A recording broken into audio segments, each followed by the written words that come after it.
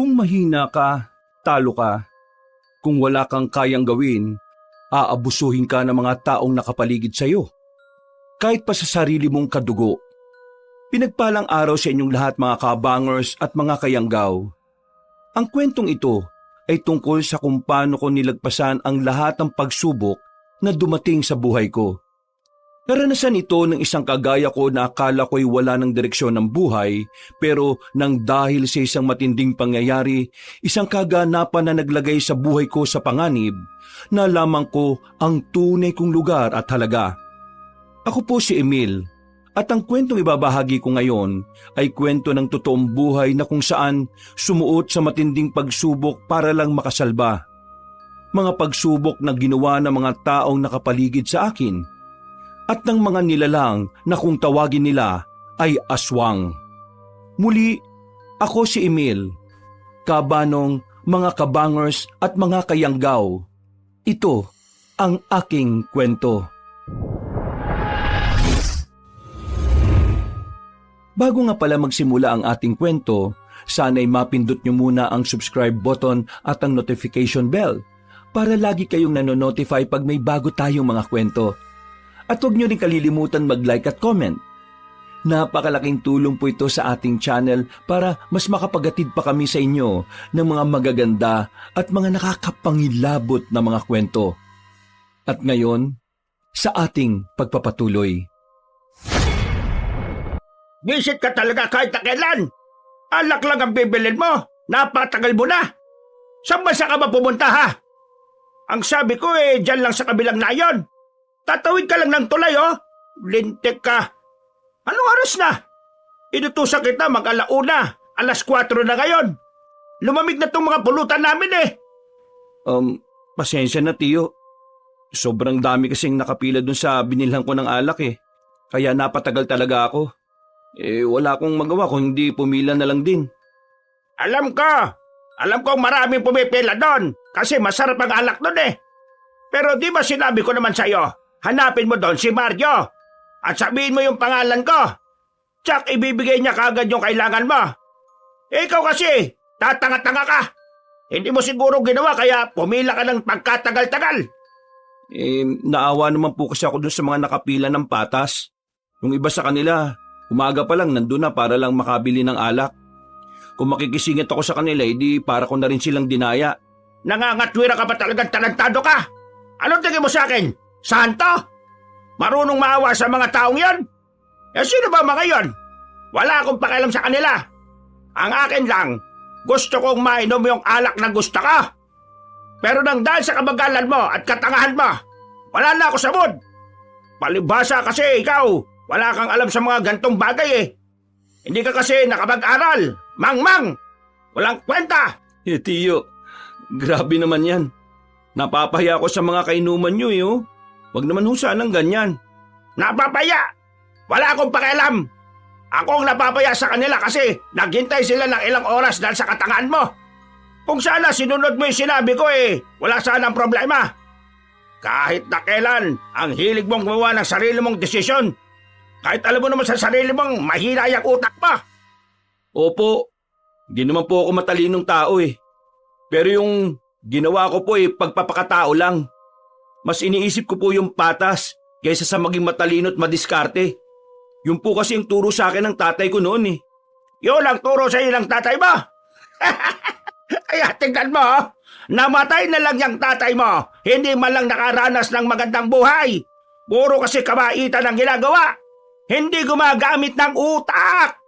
Alam mo sa panahon ngayon, Emil, ang mababait na walang utak ay palaging kulelat. Yun ang pinamana sa iyo ng magaling mong ama. Alam mo ba, yung ama mo, noong mga bata pa kami, siya ang paborito ng mga magulang namin. Pero wala rin namang nagawa. Wala rin namang narating. Kasi sa una lang magaling. Tingnan mo nga ang buhay na hindi ba sa'yo. Walang patutunguhan. Hindi po tama na insultuhin niyo yung tatay ko. Matagal na siyang wala. Sana man lang matuto kayong rumispeto sa mga taong patay na. Kasi kung talagang matalino kayong tao, hindi na dapat ito sinasabi Kapatid niyo yun Anong sinabi ba? Sinasabi ko bang tanga ko? Kayo po nagsabi niyan hindi ho ako. Papalag ka na ba? Ha? Papalag ka na? Bakit ka ganyan kumakatingin? Ha? Ano? Rico, Tiyo. Nananakit na naman kayo eh. Tingin ko, kailangan mo talagang nasasaktan eh. Para naman kahit papano eh, nauugay ang utak mo. At baka may kaunting katalinuhan pang nakasiksik dyan. Mapakinabangan man lang sana kita. Ganyan ba talaga kapag merong pera at nakakaluwag sa buhay? Nangaabuso na ho ng mas mahirap? Aba, sasagot ka ba talagang visit ka ha? Oo, ganito talaga kapag meron kang pera.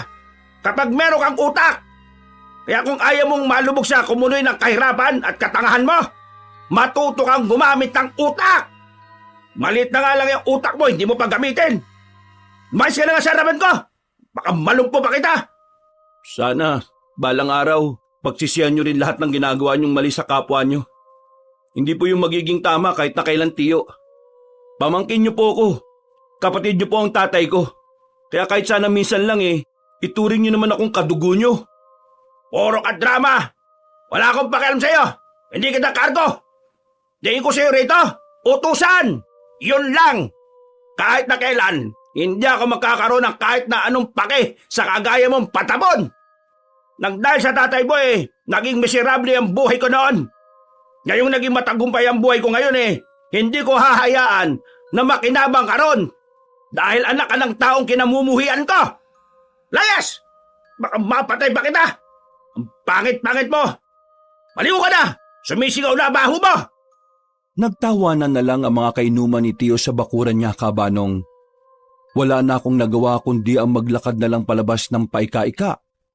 Paglingon ko sa kanila, nakita ko si Tiyo na nanlilisik ang mga mata. Ganun na ganun ang tingin niya sa akin sa tuwing binubugbog niya ako. Naglakad na lang ako papunta sa paborito kong tinatambayan kapag sinasaktan ako ni Tiyo. Sa ilog. Umupo ko sa malaking bato habang nakalublob ang dalawa kong paa sa tubig. Nakatulala ako sa kawalan. Napapaisip kung bakit kailangan kong mabuhay sa ganoong paraan. Ano ba nagawa kong kasalanan sa mundong ito? Bakit ako pinaparusahan ng ganito? Lahat naman ginawa ko para maging mabuting tao. Pero bakit ganito? Bakit kailangan kong danasin ang kalbaryong to? Sana hindi na lang ako nabuhay sa mundong to kung ganito lang din ang araw-araw kong mararanasan. Hindi ko na namalaya na tumutulo na pala ang luha ko noon, Kabanong. Mas masakit pa ang nararamdaman ng puso ko kaysa sa nararamdaman ng katawan ko. Natigil lang ang pagdadrama ko nang may dumating na isa pang binata. May dala-dala siyang balde. Napatingin siya sa akin kaya agad naman akong umiwas ng tingin. Hindi ko inaasahan na lalapit siya kaya nagtaka ako. Bakit? May kailangan ka ba? Sino may gawa sa'yo ng mga pasana yan? Dumudugo din yung labi mo. Ha? Wala to. Malayo to sa bituka. Pero mukhang malapit sa puso Ha? Kitang-kita sa mukha mo, pre. Parang nahihirapan ka ng mabuhay. Paano mo naman nalaman?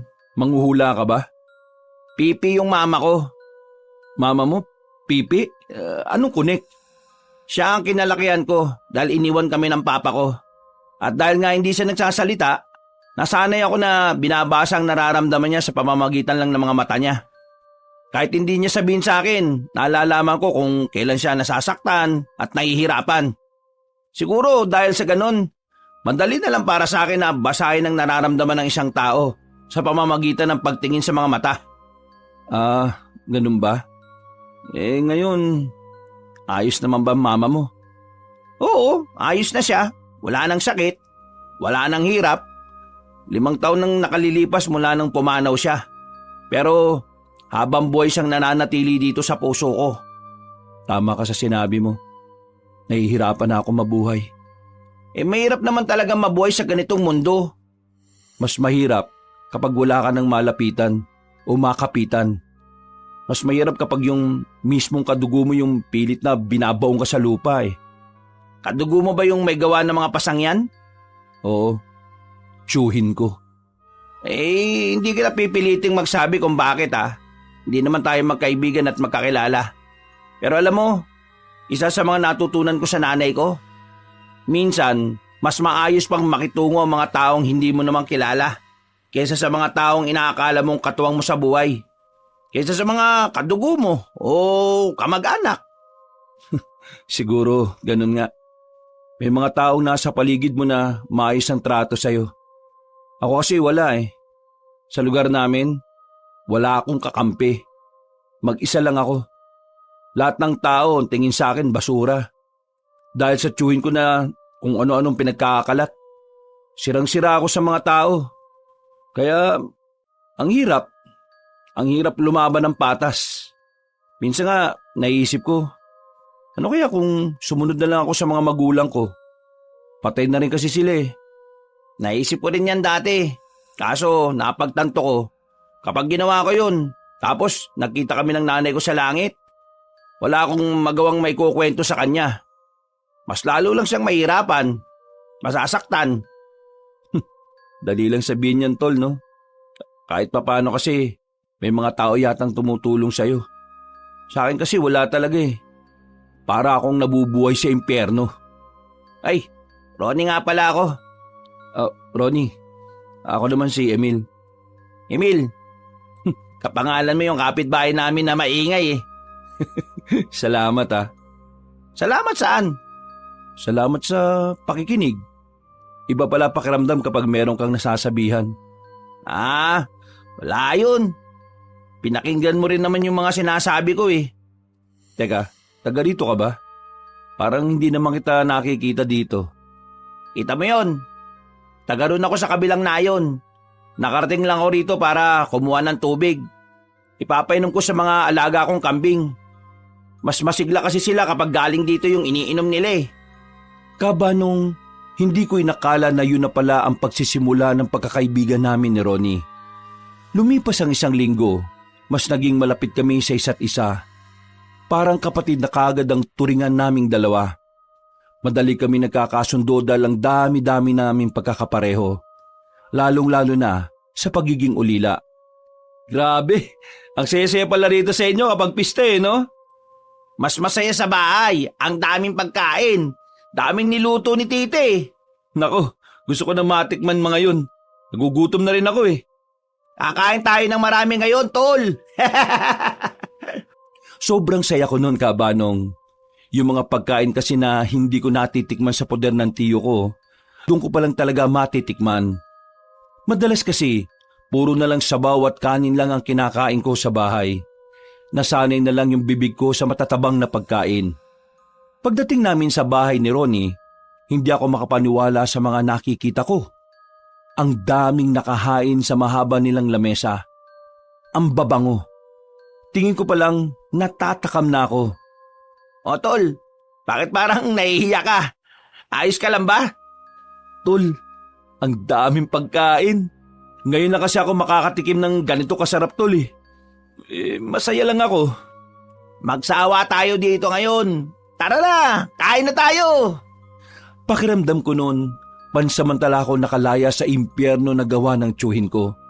Sa isip-isip ko noon, ganun pala ang pakiramdam ng malaya. Makakakain ka ng masasarap na pagkain at makakakita ka ng mga bagong kakilala. Mabait ang mga kamag-anak ni Ronnie. Tinuring nila akong parang isa sa kanila. Pagkatapos namin kumain, bandang 9:00 na ng gabi ay nagpaalam na rin ako sa kanya. Kailangan ko na kasing makauwi bago pa maunahan ako ni Tiyo sa bahay. O sige pre, mag-iingat ka sa paglalakad ha. Sige, maraming salamat pre. Lalo na sa mga pagkain. Sasarap eh. Sigurado ka bang ayaw mong mag-uwi? Ang dami pa eh. Di na pre. Total, dami ko nang nakain eh. Tinanggihan ko ang alok ni Ronnie. Hindi dahil sa nahihiya ako, kundi dahil malalaman ni Tiyo na nakikain ako sa ibang bahay. Nagmamadali na akong maglakad palabas ng baryo nila Ronnie nang biglang makabanggaan ko ang isang matangkad na lalaki. Bilugan ang mga mata niya at parang namumutla ang balat. Tumingin siya sa akin ng seryoso.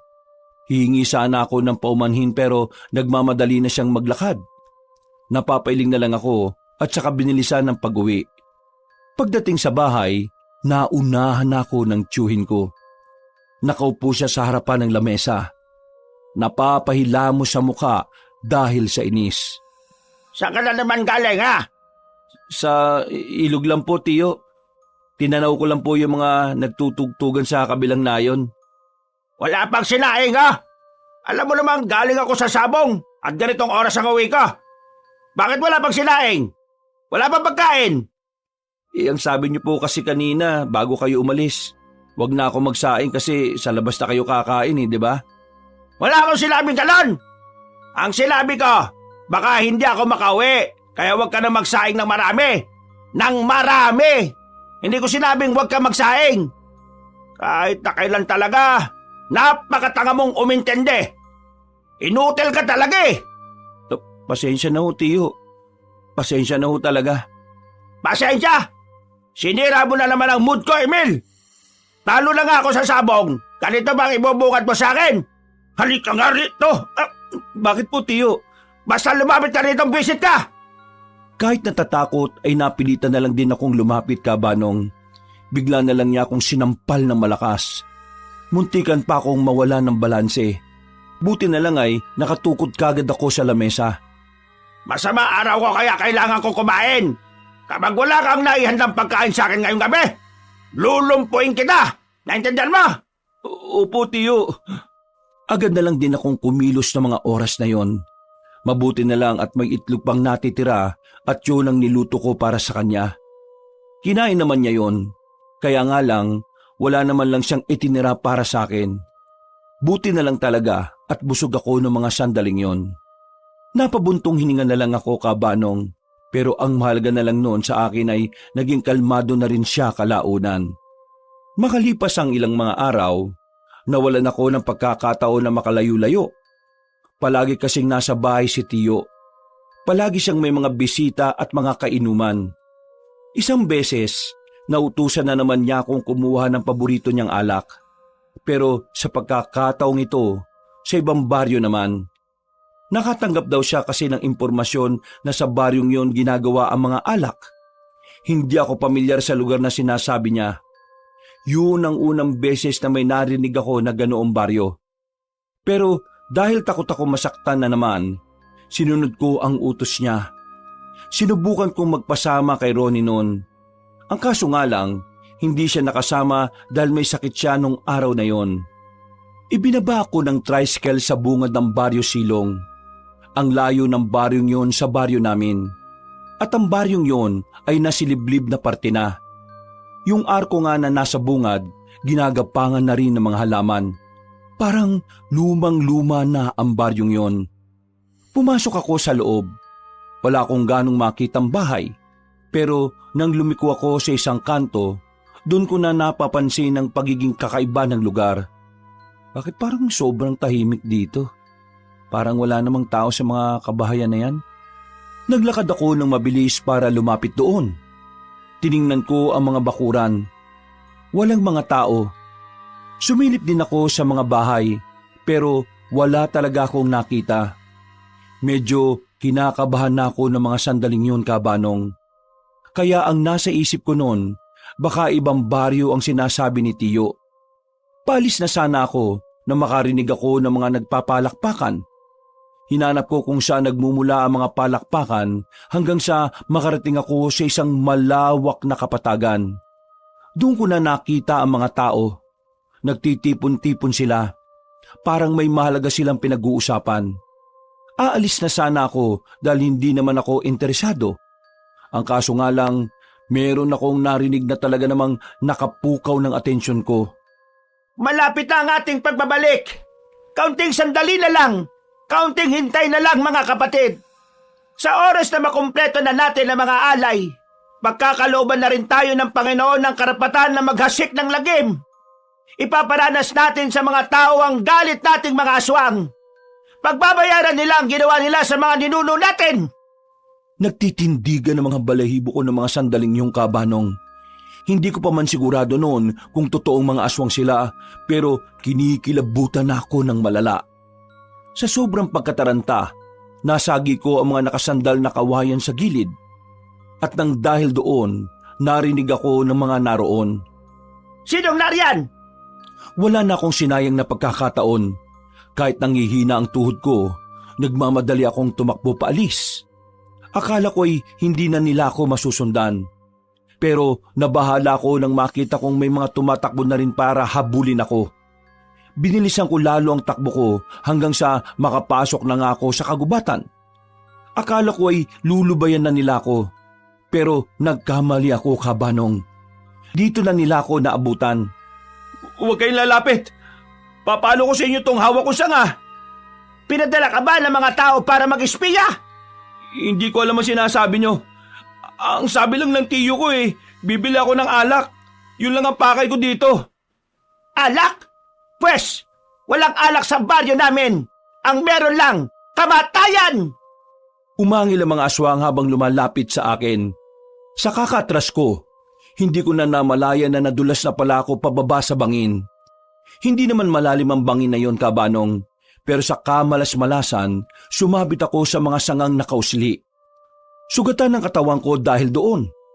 Hindi agad ako nakatayo sa sobrang hapdi. Huwag kayong lalapit. Huwag niyo ako sasaktan. Wala naman akong ginawa masama sa inyo Aray! Wisit, ang hapdi! Para akong maiihi sa mga sandaling yon, Kabanong. Hindi ko alam kung bakit parang sobrang sakit at hapdi ang mga tinamo kong galos. Samantalang mga simpleng gasgas lang naman yon. Sabi mo sa akin, sino ang nagpadala sa'yo rito? Ang tiyuhin ko. Sabi niya, dito daw mabibili masarap na alak. Sinabi ko yung kanina, hindi naman kayo naniniwala sa akin Hindi talaga kapani-paniwala mga palusot mo. Kaya pasensya ka na. Ikaw ang magiging hapunan namin mamaya. Bababain na sana nila ako para kunin, pero nataranta ang mga aswang na yon nang may mga palasong tumarak sa ilan nilang mga kasama. Ang unang nasabi ng mga yon ay may mga dumating na daw na kalaban. Nagsiatrasa ng mga aswang. Iniwan nila ako ron. Ako naman ay tuluyan nang nawalan ng malay sa sobrang hapdi ng mga sugat ko. Paggising ko, kasama ko na ang isang matandang lalaki sa isang kwarto. Puti na ang mahaba nitong buhok. Bigotilyo na rin at may kahabaan ng balbas. May mga tattoo siya sa katawan ng iba't ibang simbolo. Hindi ko alam ang lugar na to Hindi to bahay ni Tiyo. Nasaan ako? Sino kayo? Nandito ka sa bahay ko. Bahay nyo? Paano ko nakarating dito hindi nga kita kilala. Mukhang hindi mo na nararamdaman ang hapdi ng mga sugat mo. Mabisa talaga ang mga pinahit kong gamot. Sa sinabi niyang yon, ay nagkaroon na ako ng ideya. Naalala ko ang nangyari bago ko mapunta roon. Muli, bumalik ang kaba sa kalooban ko. Lalo na kapag bumabalik sa utak ko ang anyo ng mga aswang na muntikan na akong patayin. Ikaw ba yung nagpakawala ng maraming palaso? Hindi ako. Ang mga kasamahan ko. Pero kayo ang gumamot sa akin.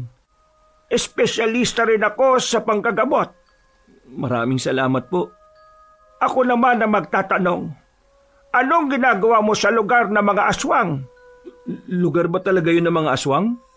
Sagutin mo muna ang tanong ko. Pasensya na ho. Kasi po, inutusan ako ng tiyo ko na pumunta ron para daw bumili ng masarap na alak na sinasabi niya. Doon daw po kasi meron Kaso pagdating ko, wala akong inabutan. Tapos, yun, narinig ko yung mga boses ng mga aswang na nagtitipon.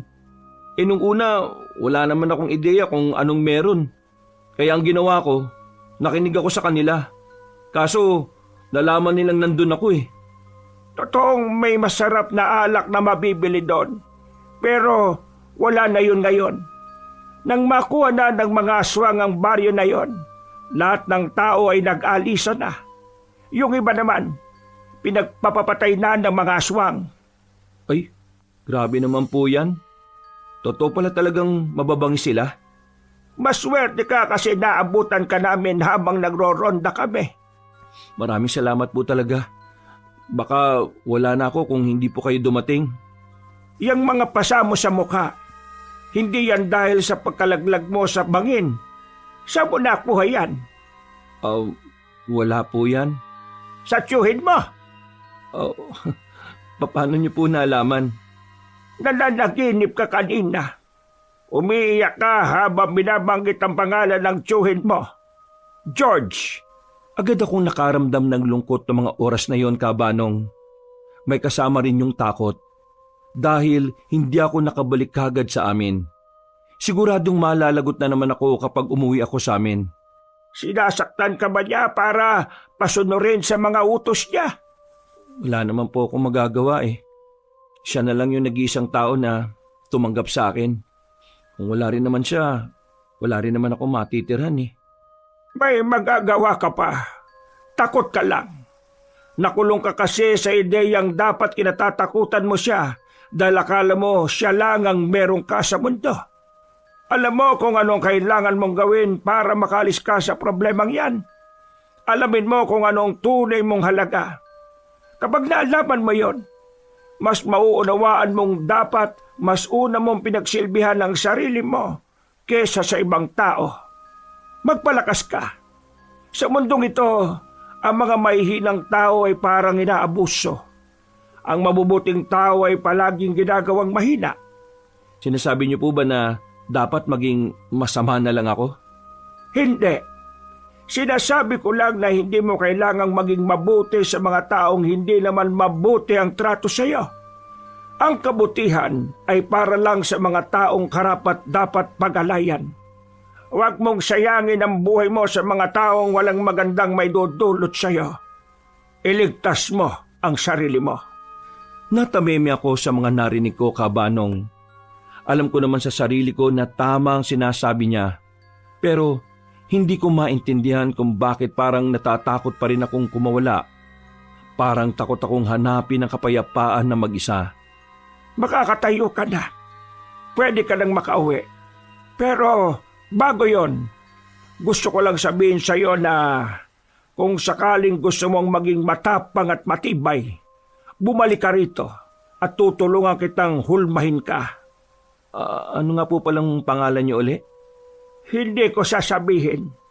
Malalaman mo yon kung sakaling makikita pa tayo muli. Sige po. Pero ang pangalan ko po ay Emil. Matipid na ngumiti ang matandang lalaki, Kabanong. Hinatid na nila ako sa labas kung saan naghihintay ang isang tricycle. Yun ang naghatid sa akin hanggang sa bungad ng baryo namin. Pagbaba ko, kinabahan na kagad ako. Wala akong dalang alak. Wala akong may papakita kay Tio George. Hindi ko rin naman alam kung maniniwala siya sa sasabihin ko. Naisipan kong takasan ang problemang yon. Pero napagtanto ko rin na kung gagawin ko yon, parang sinabi ko na ring duwag ako. Huminga ako ng malalim at agad akong naglakad ng mabilis. Emil? Napatigil ako sa paglalakad nang tawagin ako ng isang magandang babae. Siya si Abigail. Karamihan sa kalalakihan sa lugar namin ay talaga namang pinagpapantasyahan siya. Anak siya ng kapitan namin. Isa sa mga nakakalaro ko noong bata pa ako. Nagulat nga ako nang tawagin niya ako kasi hindi ko naman siya gaanong close nung nagbinata at nagdalaga na. Abi, bakit? May kailangan ka ba? Huwag ka munang uuwi sa inyo. Ha? Huwag akong uuwi? Sa amin? Bakit naman? Ang tiyuhin mo, nagwawala na naman. Hinahanap ka kanina pa. Saka ba kasi nagpunta? At bakit ang dami mong sugat? Ano nangyari sa iyo? Ito? Wala to. Napaano lang sa daan. Sige na, uwi na ako. Huwag na muna. Masasaktan ka na naman eh. Hindi, ayos lang. Kakausapin ko lang si Tio. Pakikinig naman sa akin yun eh. Sigurado ka ba? Oo, ayos lang naman ako. Nakita ko ang pag-aalala sa mukha ni Abigail, Kabanong. Nakaramdam ako ng tuwa. Hindi ko kasi inakala na may iba pa palang tao na pwede mag-alala para sa kapakanan ko. Pero tumuloy pa rin ako. Naglakad ako ng mabilis. Nang matanaw ko na ang bahay ni Tio, bigla naman akong hinarang ng pinsan ko. Si Toto. Kagaya ko, madalas din siyang utusan ni Tio. Pero siya, hindi siya sinasaktan. Uy, saka ba galing si Raulo ka? Ha? Saan? Teka, sandali lang. Bakit parang galit ka sa akin? Parang galit ako sa'yo. Tanga. Galit talaga ako sa'yo. Alam mo kung bakit? Ako pinagbuntunan ni Tiyo. Dahil sa'yo, naggalit siya sa akin. Buwisit ka. Aray! Isang malakas na suntok ang natanggap ko mula kay Toto. Sa lakas ng suntok niya ay napaupo ko sa sahig. Pero hindi pa siya nakontento. Muli niya akong itinayo at hinawakan sa kwelyo. Dinikit niya ako sa poste ng ilaw. Di ba sinabi ko naman sa'yo, kapag ako napahamak dahil sa kagagawan mo, malilintikan ka sa akin? Sorry, hindi ko naman alam na mangyayari to eh. Mas lalong hindi ko rin naman ito ginusto. Pasensya na. Pasensya? Tingnan mo ginawa niya sa akin, oh. Pinaputok niya yung kilay ko. Tapos pinahiya niya pa ako sa mga kasama ko kanina. Lahat ng yun nangyari dahil sa'yo. Dahil sa katanataduan mo. Puro ka kasi gala eh. Toto naman, hindi naman ako gumala eh. Tingnan mo nga oh, ang dami kong sugat. Meron lang nangyaring hindi ko... Dagdagan ko pa yan, gusto mo? Tarantado ka. Nananahimik ako pero ako napagbuntunan. Ngayon, muwi ka ron. Para naman malasan po rin yung galit ng walang yang Tiyo natin. Binitiwan niya ako at agad na rin akong naglakad palayo. Mas lalo akong kinabahan ng mga oras na yon. Pakiramdam ko kasi, mas malala ang mangyayari sa akin sa oras na itapat ko ang paa ko sa bakuran. Pero kagaya ng sinabi ng matandang lalaki, kailangan kong maging matatag at matapang. Hindi ako nagpatinag. Tumuloy pa rin ako. Sa bakuran pa lang, nakita ko na si Tiyo. Nakaabang sa akin. Hindi pa man siya nagsasalita.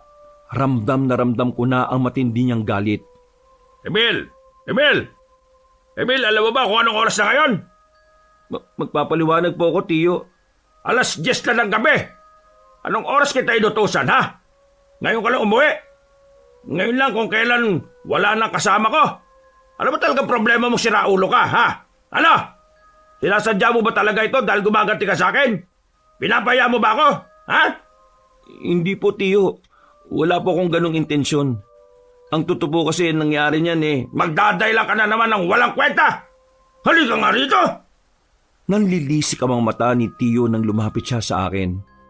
Hinilan niya ang kwelyo ko at saka pinaupo. Dinampot niya ang malapad na kahoy sa gilid. Pinagpapapalo niya sa akin yon hanggang sa mawasak yon. Hindi pa siya nakontento. Pinagsasasapak niya pa ako. Wala siyang pakialam kahit na nakikita niyang may mga bago akong sugat. Wala ka talagang pakinabang sa akin, Emil. Isa kang malaking basura na disenyo lang sa bahay kung hayop ka. Ha? Ano? Sagat! Wisit ka. Tama lang sa'yo to. Napasiksik na lang ako sa gilid ng lamesa, Kaabanong. Duguan na ang bibig ko pati na rin ang kaliwa kong kilay. Lambot na ang tuhod ko nang bumangon ako. Mga aswang, Tiyo! Ano? Yung lugar na sinasabi mo, kung saan nabibili yung masarap mong alak. Lugar yun ng mga aswang. Nakita ko mismo at tinabol nila ako. Muntik na nila akong patayin. Buti na lang may mga tumulong sa akin. Wala na rin yung gumagawa ng alak na sinasabi nyo, Tiyo. Wala na sila dahil inangkin na ng mga aswang yung lugar nila. Sandaling natahimik si Tiyo. Parang pilit niyang iniintindi kung ano yung sinasabi ko. Akala ko maniniwala siya, pero mas lalo lang siyang nainis sa mga narinig niya. Muli siyang lumapit sa akin. Isang suntok na naman ang pinakawalan niya na agad din namang tumama sa mukha ko. Tinatarantado mo ba talaga ako, ha? Tingin mo maniniwala ako sa mga ganyang imbento mong kwento? Aswang? Hinabol ka? Ha! Sira ulo ko talaga ano? Hindi totoo mga aswang-aswang na yan. Buwang ka talaga. Kung totoo man sila, matagal ka na sanang patay dahil lampa ka. Nababaliw ka na yata Gagawa ka na lang ng palusot hindi pa paniwala. Hindi po ako gumagawa ng kwento, Tiyo. Totoo naman talagang nakita ko yung mga aswang. Meron silang binabalak na masama. Meron silang mga iaalay na tao para... Manahimik ka na nga! Nakakairita yung boses mong hayop ka! Tiyo naman, maniwala naman kayo sa akin Isa pang salita mo, baka mapatay na talaga kita, Emil. Isa na lang! Tuluyan na akong natahimik sa takot na baka ano pa magawa sa akin ng tiyuhin ko. Umalis siya at ako naman ay pumasok na lamang sa bodega. Ang lugar kung saan ako pinatutulog ni Tiyo. Walang maayos na higaan. Kahit unan man lang ay wala. Pero humiga pa rin ako. Sobrang sakit ulit ng katawan ko. Akala ko nga noon mamamatay na ako, Kabanong. Nakakaramdam ako ng hilo. Natulog na lang ako. Paggising ko, akala ko patay na ako. Pero nadismaya ako nang bumungad sa akin ang katotohanan. Nasa impyerno pa rin ako naggawa ni Tiyo. Aray, sakit. Humarap ako sa salamin. May mga bago na naman akong pasa. Buti na lang, hindi napuruan ang hita ko kaya nakakatayo pa ako na matino. Hoy! Lumabas ka na! Magkakot ka na ron ng panggatong. Magluluto mamaya. May bisita si Tiyo.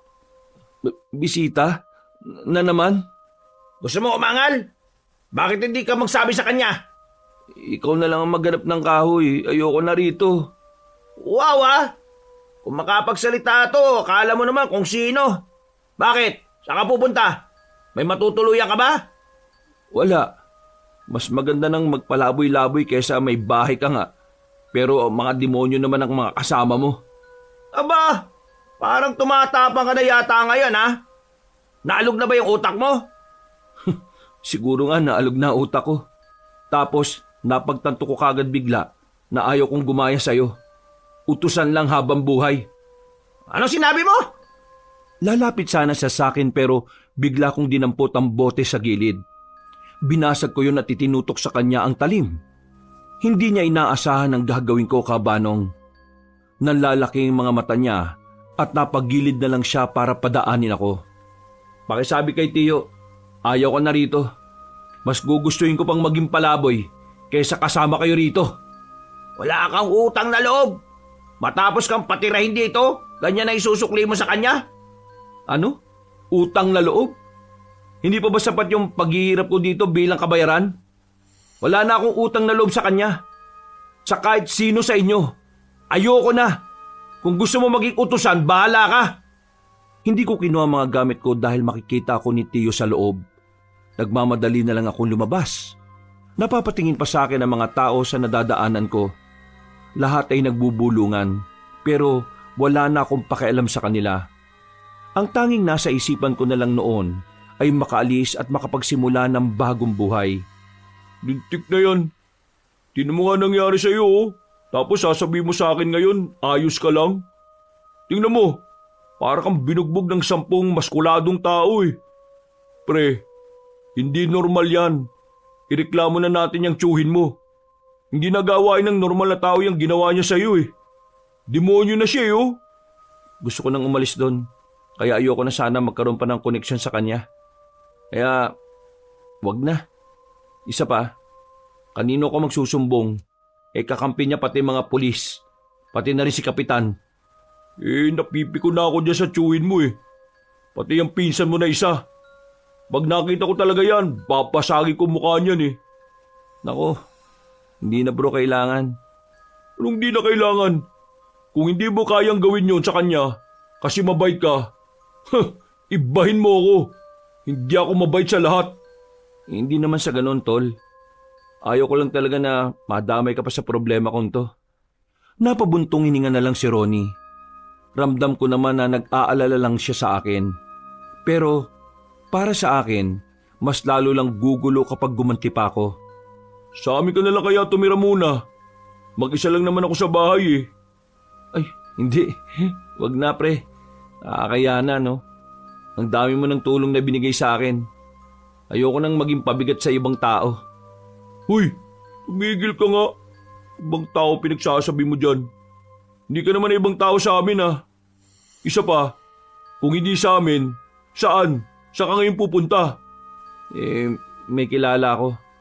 Tutulungan niya akong maging malakas at matapang. Kaya babalikan ko siya. Sus!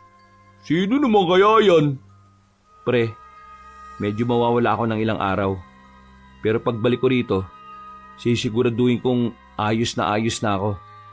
Ibang email na yung makakaharap mo. Paanong iba? Magiging masama ka na rin? Hindi, ano ka ba? Ibig kong sabihin, ang email na makakaharap mo ay ang email na hindi na magpapaapi. Bumuntong hininga na lamang ako. Pagkatapos ng pag-uusap namin na yon, naghiwalay na rin kami. Kahit masakit-sakit pa ang katawan ko, bumiyaya ako papunta sa lugar ng matandang lalaki. Bandang hapon na nang makarating ako ron. Naligaw-ligaw pa kasi ako sa gubat. Nagbalik ka! Manong, tulungan niyo po ako. Gusto ko maging matapang at matatag. Sige, pumasok ka. Pinatuloy niya ako sa bahay niya, Kabanong. Pinaghandaan niya muna ako ng makakain. Naging mabilis sa mga pangyayari. Hindi ko na namalayan na halos 1 buwan na rin pala akong naroon sa kanila. Marami na akong natutunan sa mga bagay-bagay. Natutunan ko rin kung papaano bigyan ng halaga ang sarili ko. At isa sa mga mahalagang natutunan ko sa pananatili ko roon ay kung papaanong ipagtanggol ang sarili ko kontra sa mga taong mang-aapi sa akin. Masasabi ko na ibang-iba na ang Emil noon sa Emil na natuto mula sa kanya. Bukod sa mga natutunan ko, ay marami na rin akong kaibigan doon. Mula nang manirahan ako roon, mas naramdaman ko kung paano maging isang normal na tao. Yung tipong tinatrato ka ng tama. Mang Willie, ayos ka lang? Sumasakit na naman ba yung kanang braso mo? Paralisado ang kanang braso ni Mang Willie.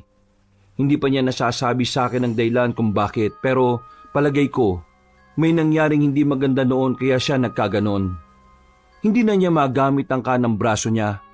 Kaya pala nung una kami magkausap, napansin ko na parang nakalaylay lang ang isa niyang braso. Masakit na naman. Pero magiging maayos lang naman ako. Normal na ito sa akin. Wala ba talagang pwedeng gawing paraan para maibalik sa dati yan? Hindi naman ito normal na paralisado lang. Nagpatingin na rin ako sa mga doktor sa bayan noon. Pero wala rin silang magawa. Siya nga pala. Sigurado ka na bang babalik ka na sa inyo? Hindi naman ako babalik sa bahay. Babalik lang ako sa baryo dahil sa kaarawan ni Abigail. Yung kababata ko. Kailangan mo ba ng kasama? Oh, naku, wag na ho. Kaya ko naman ho ang sarili ko eh. Nakakalimutan niyo na yata, Mang Willie. Ibang Emil na ho ito. Ayos. Masaya ako para sa'yo. Tingin ko, hindi ka na talaga magpapape sa mga gustong manghamak sa'yo. Tama ho kayo dyan, Mang Willie. At kung ano man ako ngayon, dahil yun sa inyo. Kaya maraming salamat ho talaga. Pasalamatan mo ang sarili mo. Kasi mas pinili mong ilaban ang sarili kaysa malugbok. Parang ama ko na rin si Mang Willie, Kabanong.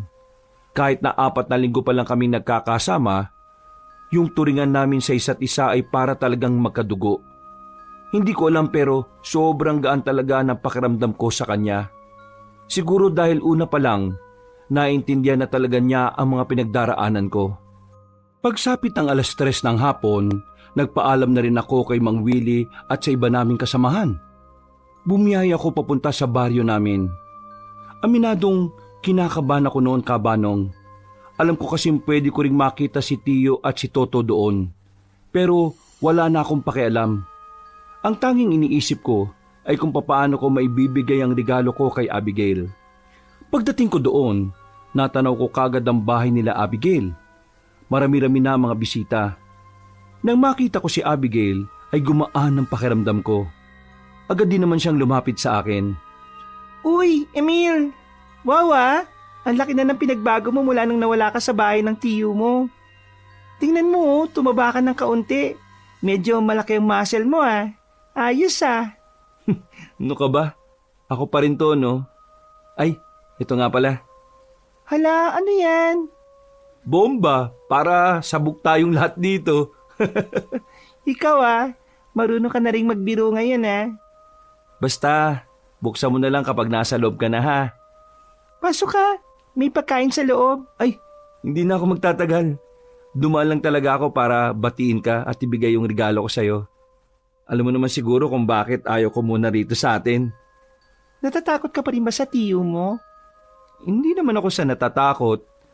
Ayaw ko lang talagang magkaroon pa ulit ng koneksyon sa kanila. Lalo na sa kanya. Naintindihan naman kita.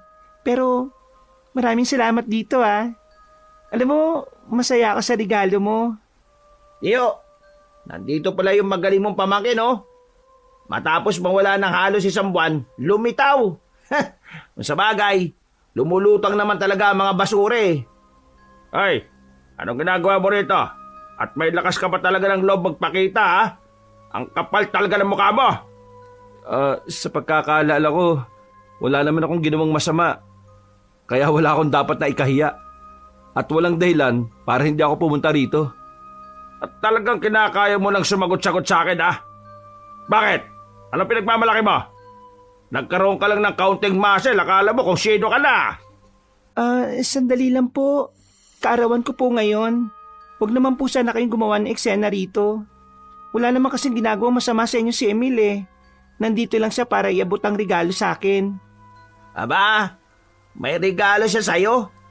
Tapos yung sa akin eh, hindi mo tinanggap kahit nung nakarang araw ko pa binigay. Hoy, Emil, sabihin mo nga sa akin, pinopormahan mo ba itong si Abigail? Kapal ng mukha mo ha? Anak ng kapitan yan, uy.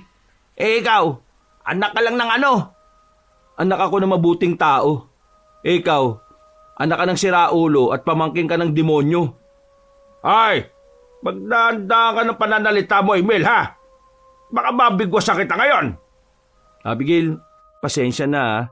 Kailangan pa itong mangyari. Ayos lang. Patulan mo. Sigurado ka? Hoy, Emil, tinatanong kita, pinopormahan mo ba si Abigail? Ano naman sa'yo kung sakaling oo? Tarantado ka rin pala no? Nauna ako dyan ah. Uy, para sa kaalaman mo, binasted na kita. Anong naunang sinasabi mo dyan? Hoy, binasted ka na pala eh. Anong iniiyak-iyak mo dyan? Tiyo, bigyan ko lang na isa to ah. Masyado nang mayabang eh. Bangasan mo yung mukha niyan para malaman niya na maling-mali na nag-aangas siya dito sa harapan natin. Lumapit sa akin si Toto. Sinuntok niya ako pero nagawa kong ilagan yon. Dahil sa mga tinuro sa akin ng Mang Willie, wala man lang tumama sa mga suntok niya. Iniilag-ilagan ko lang. Pinagtatawanan na siya ng ibang nakakakita sa amin. Hinawakan ko naman siya sa kamay at saka sinipa. Dinakma ko siya sa kwelyo at saka sinuntok ng isang beses sa muka. Tumbak agad siya at dugo ang nguso. Hindi pa ako nakontento. Pinagsisisipa ko pa siya. Hindi ko pa sana siya titigilan kung hindi lang ako inawat ni Abigail. Tiyo, ibang Emil nang nasa harapan nyo ngayon. Hindi na ito yung Emil na kayang-kaya nyong apihin at saktan. Ang Emil na nasa harapan nyo ay kaya ng lumaban. Kaya sa susunod na hamakin nyo ako ulit, ikaw mismo, gagawin ko sa iyo lahat ng ginawa mo sa akin noon. Aba, mayabang ka. Akala mo kakayanin mo ako porque marunong ka ng lumaban? O bakit anong gagawin nyo? Ipapatira mo ako sa mga kakilala mong basagulo? Siguraduhin mo lang hindi na ako mabubuhay. Kasi kapag nagkataon, babalikan kita at lulumpuhin kita para magamit mo na yung wheelchair ni Lolo. Namangha ang mga tao sa pinakita ko. Bakas naman sa mukha ng tiyo ko ang pagkabigla sa mga nangyari. Si Toto naman nakaiga pa rin, hilong-hilo. Pinagtatawanan siya ng mga tao habang ako seryoso lang at kalmado. Maya-maya pa, nagpaalam na rin ako kay Abigail. Naglakad na ako paalis para puntahan si Ronnie. Sabik na kasi akong ipaalam sa kanya kung ano na ang mga pagbabago sa akin. Pagdating ko sa bahay nila, inabutan ko si Ronnie. Napatigil siya sa ginagawa niya nang makita ako. Niyakap niya ako agad sa sobrang tuwa. Pero nagtaka ko kung bakit niya bigla kong hinila papasok ng bahay niya. Para siyang nababahala, patingin-tingin sa paligid. Mabuti naman bumalik ka na. Grabe, munti ka na kitang hindi makilala. Ang pogi mo kapag wala kang galos sa muka. Tingnan mo, laki na ng katawan mo. Laglag panty ng mga babae niya sa'yo. Huy, para kang sira. Hindi naman no. Ano, kumusta ka na? Teka, bakit parang aligaga ka? Tingin ka ng tingin sa labas eh. May problema ba? Kasi tol, nabalot na ng kababalagan tong baryo namin. Kababalagan? Anong kababalagan niya sinasabi mo? Parang ayos naman tong lugar ninyo eh oh. Maniniwala ka ba kapag sinabi ko sa iyo ang totoo? Ano nga yun? Bigla naman akong kinabahan sa'yo, tol. Merong pinatay sa amin. Isang magsasaka, tol. Sabi ng mga kasama niya, aswang daw ang dumali. Tapos, mula na mangyari yun, palagi na lang may namamata na aswang dito sa amin. Aswang talaga? Oo, tol. Aswang. Merong aswang dito. Hindi ko nga alam kung bakit eh. Dati naman hindi. Dati wala. Tapos ngayon, may mga nawawalang tao na. 2 na yung bigla na lang nawala na hindi na nakabalik sa bahay nila. Palagay namin, kinuha sila ng mga aswang. Aswang? Meron na rin dito? Teka lang. Naniniwala ka ba sa aswang? Tol, nakakita ako ng aswang. Naalala mo yung kinuwento ko sa'yo na inutusan ako ni Tiyo na bumili ng alak? Pumunta ako sa baryo na akala ko tao mga naron. Pero aswang pala. Nakita ko silang nagtitipon. Tapos may binabalak silang masama. Meron din silang nabanggit na kailangan nila ng maraming alay. Kaya yung mga nawawalang tao, baka doon nila dinadala. Diyos ko po, ganun pala kalala. Nakakatakot. Kaya pala dapat talaga mapuksa yung mga yan Kasi dumadami ang mga biktima. Tol, iwasan mo na munang lumayo. Dito ka lang muna sa lugar nyo. Mga kamag-anak mo. Sabihin mo na rin sa kanila na ang mga aswang, takot sila sa asin, na merong bawang. Maglagay kayo sa bakuran nyo. Bakit ang dami mong alam sa ganito? Yung mga bago kong nakikilala, marami silang nalalaman sa mga aswang. Kaya yun, natuto ko sa kanila. Umupo na lang ako sa lamesa, Kabanong. Sa halip na masaya lang kami sa pagkikita namin ulit, hindi ko magawang ngumiti. Nababahala kasi ako para kina Ronnie. Naiisip ko na baka sinisimulan na ng mga aswang ang mga pinaplano nilang pag-aalay. Hindi ako umalis doon. Nagpa siya kung kinabukasan na lang uuwi. Mga bandang 9:00, pumasok na rin kami sa loob ng bahay. Hindi kami makatulog. Nagbabantay lang kami sa paligid. Pero buti naman at walang nangyaring masama. Inabot na kami ng umaga. Mga bandang 7:00 ng umaga, nagpaalam na muna ako sa kanya. Kailangan ko na rin kasing umuwi sa bago kong tahanan. Habang naglalakad ako, naisipan kong dumaan sa baryo namin. Naisipan ko lang naman sanang kumustahin si Abigail. Hindi ko alam, pero mula na mag-usap kami, parang gusto ko na siyang makita palagi. Pasimple akong pumasok sa baryo namin. Bungad lang naman ang bahay nila Abigail, kaya tumanaw-tanaw lang ako. Pero iba ang natanaw ko. Nasa bakuran silang lahat, pati na rin ang kapitan namin na ama niya. Nagtataka ako kasi parang hindi sila mapakali. Paglapit ko, nilapitan din ako ni Abigail. Oh, anong nangyari? Bakit nagkakaganyan sila? Kasi yung pamangkin kong bata, si Potpot, nawawala May kumuha. Ha? Nawawala? Sino naman ang kumuha? Kagabi kasi kasama niya yung nanay niya. May lalaki raw na bigla siyang sinipa. Tapos yung anak niya, hinablot. Hindi nga namin alam kung maniniwala kami sa isa niya pang sinabi. Ang sabi niya, gumapang daw yung lalaki paalis. Dala si Potpot. Gumapang? Oo, gumapang. Emil, si Potpot ang nagpapasaya sa bahay namin. Lahat kami malulugmo kapag hindi na siya nahanap. Abigail, tutulong ako sa paghahanap. Gagawin ko makakaya ko para mahanap siya. May ideya na ako sa nangyari noon, Kabanong. Ang kaso nga lang, hindi ko alam kung paano ko ipapaliwanag sa kanila. Alam ko kasing baka mas lalo lang silang maguluhan.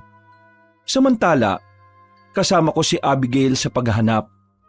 Nilibot na namin ang buong baryo namin, pero wala. Kaya ang naisip ko, pumasok kami sa gubat.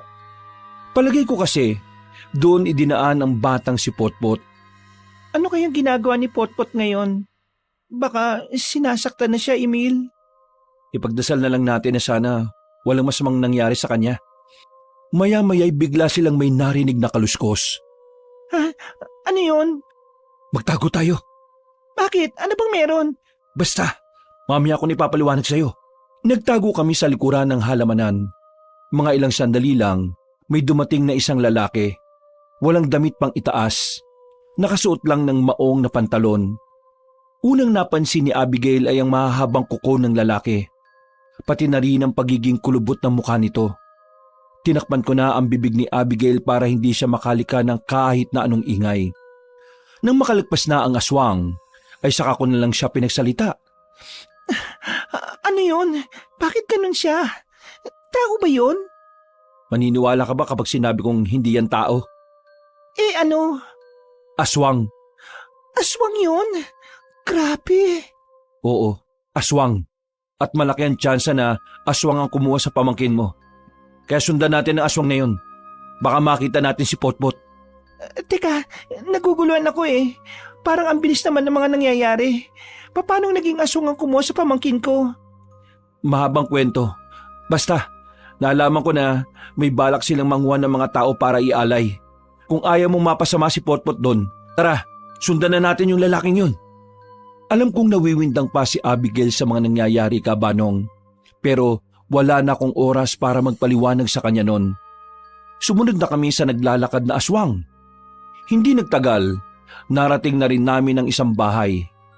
Sa bakuran, mayroong mga batang nakatali sa kawayan.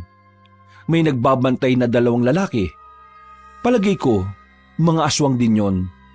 Lumapit kami ng kaunti. Narinig ko na hinihintay na nila ang mga susunod na mga bihag nilang bata. Si Potpot yun. Huwag ka maingay. Dito ka lang. Ililigtas natin sila. Paano mo sila ililigtas? Di ba ang sabi mo mga aswang ang mga yan? Dinukot ko na sa tagiliran ko ang daladala kong kutsilyo.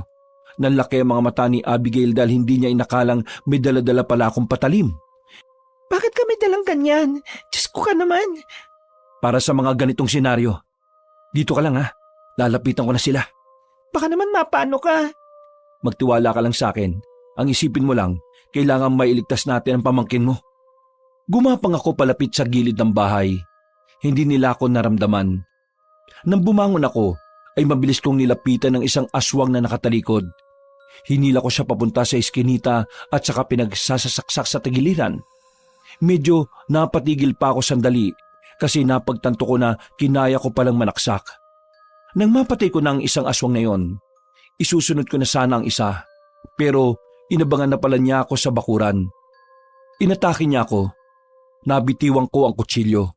Saka naman nag-iyakan ng mga bata. Pumaibabaw sa akin ang aswang. Malakas siya, Kabanong. Mabigat. Kaya nung unay nahirapan ako. Buti na lang ay nakaisip kagad ako ng paraan. Tinusok ko ang mga mata niya. Nang makalis siya sa ibabaw ko, hindi na ako nagsayang ng oras para kunin ang kutsilyo. Agad kong itinarak yon sa leeg niya. Dahilan para mamatay siya kagad. Mga bata, huwag na kayong umiyak. Nandito ako para itakas kayo. Ako, Potpot. Si tita to. Nandito na ako, okay? Hindi ka na mapapahamak. Aalisin ko na yung pagkakatali niyo ha. Makikinig kayo sa amin para makalis tayo sa gubat. Nanahimik ang mga bata. Pinagtatatanggal ko na ang mga tali sa kamay nila. Nasa 7 bata yon at halos lahat 5 taon pababa. Pero kahit na ganun, masunurin sila sa amin. Nagawa namin silang ilabas ng gubat. Nang makarating na kami ng baryo namin, tuwang-tuwa ang kapitan namin dahil naibalik na ang batang si Potpot. Ang ibang bata naman ay sa ibang baryo nakatira. Pero pansamantalang sa barangay hall na muna ilalagay habang inaalam ang kanilang mga tirahan. Samantala, agad namang kumalat sa baryo ang ginawa kong pagligtas sa mga bata. Si kapitan na mismo ang nagpaalam sa mga nasasakupan namin. Lalo na ang tungkol sa mga aswang.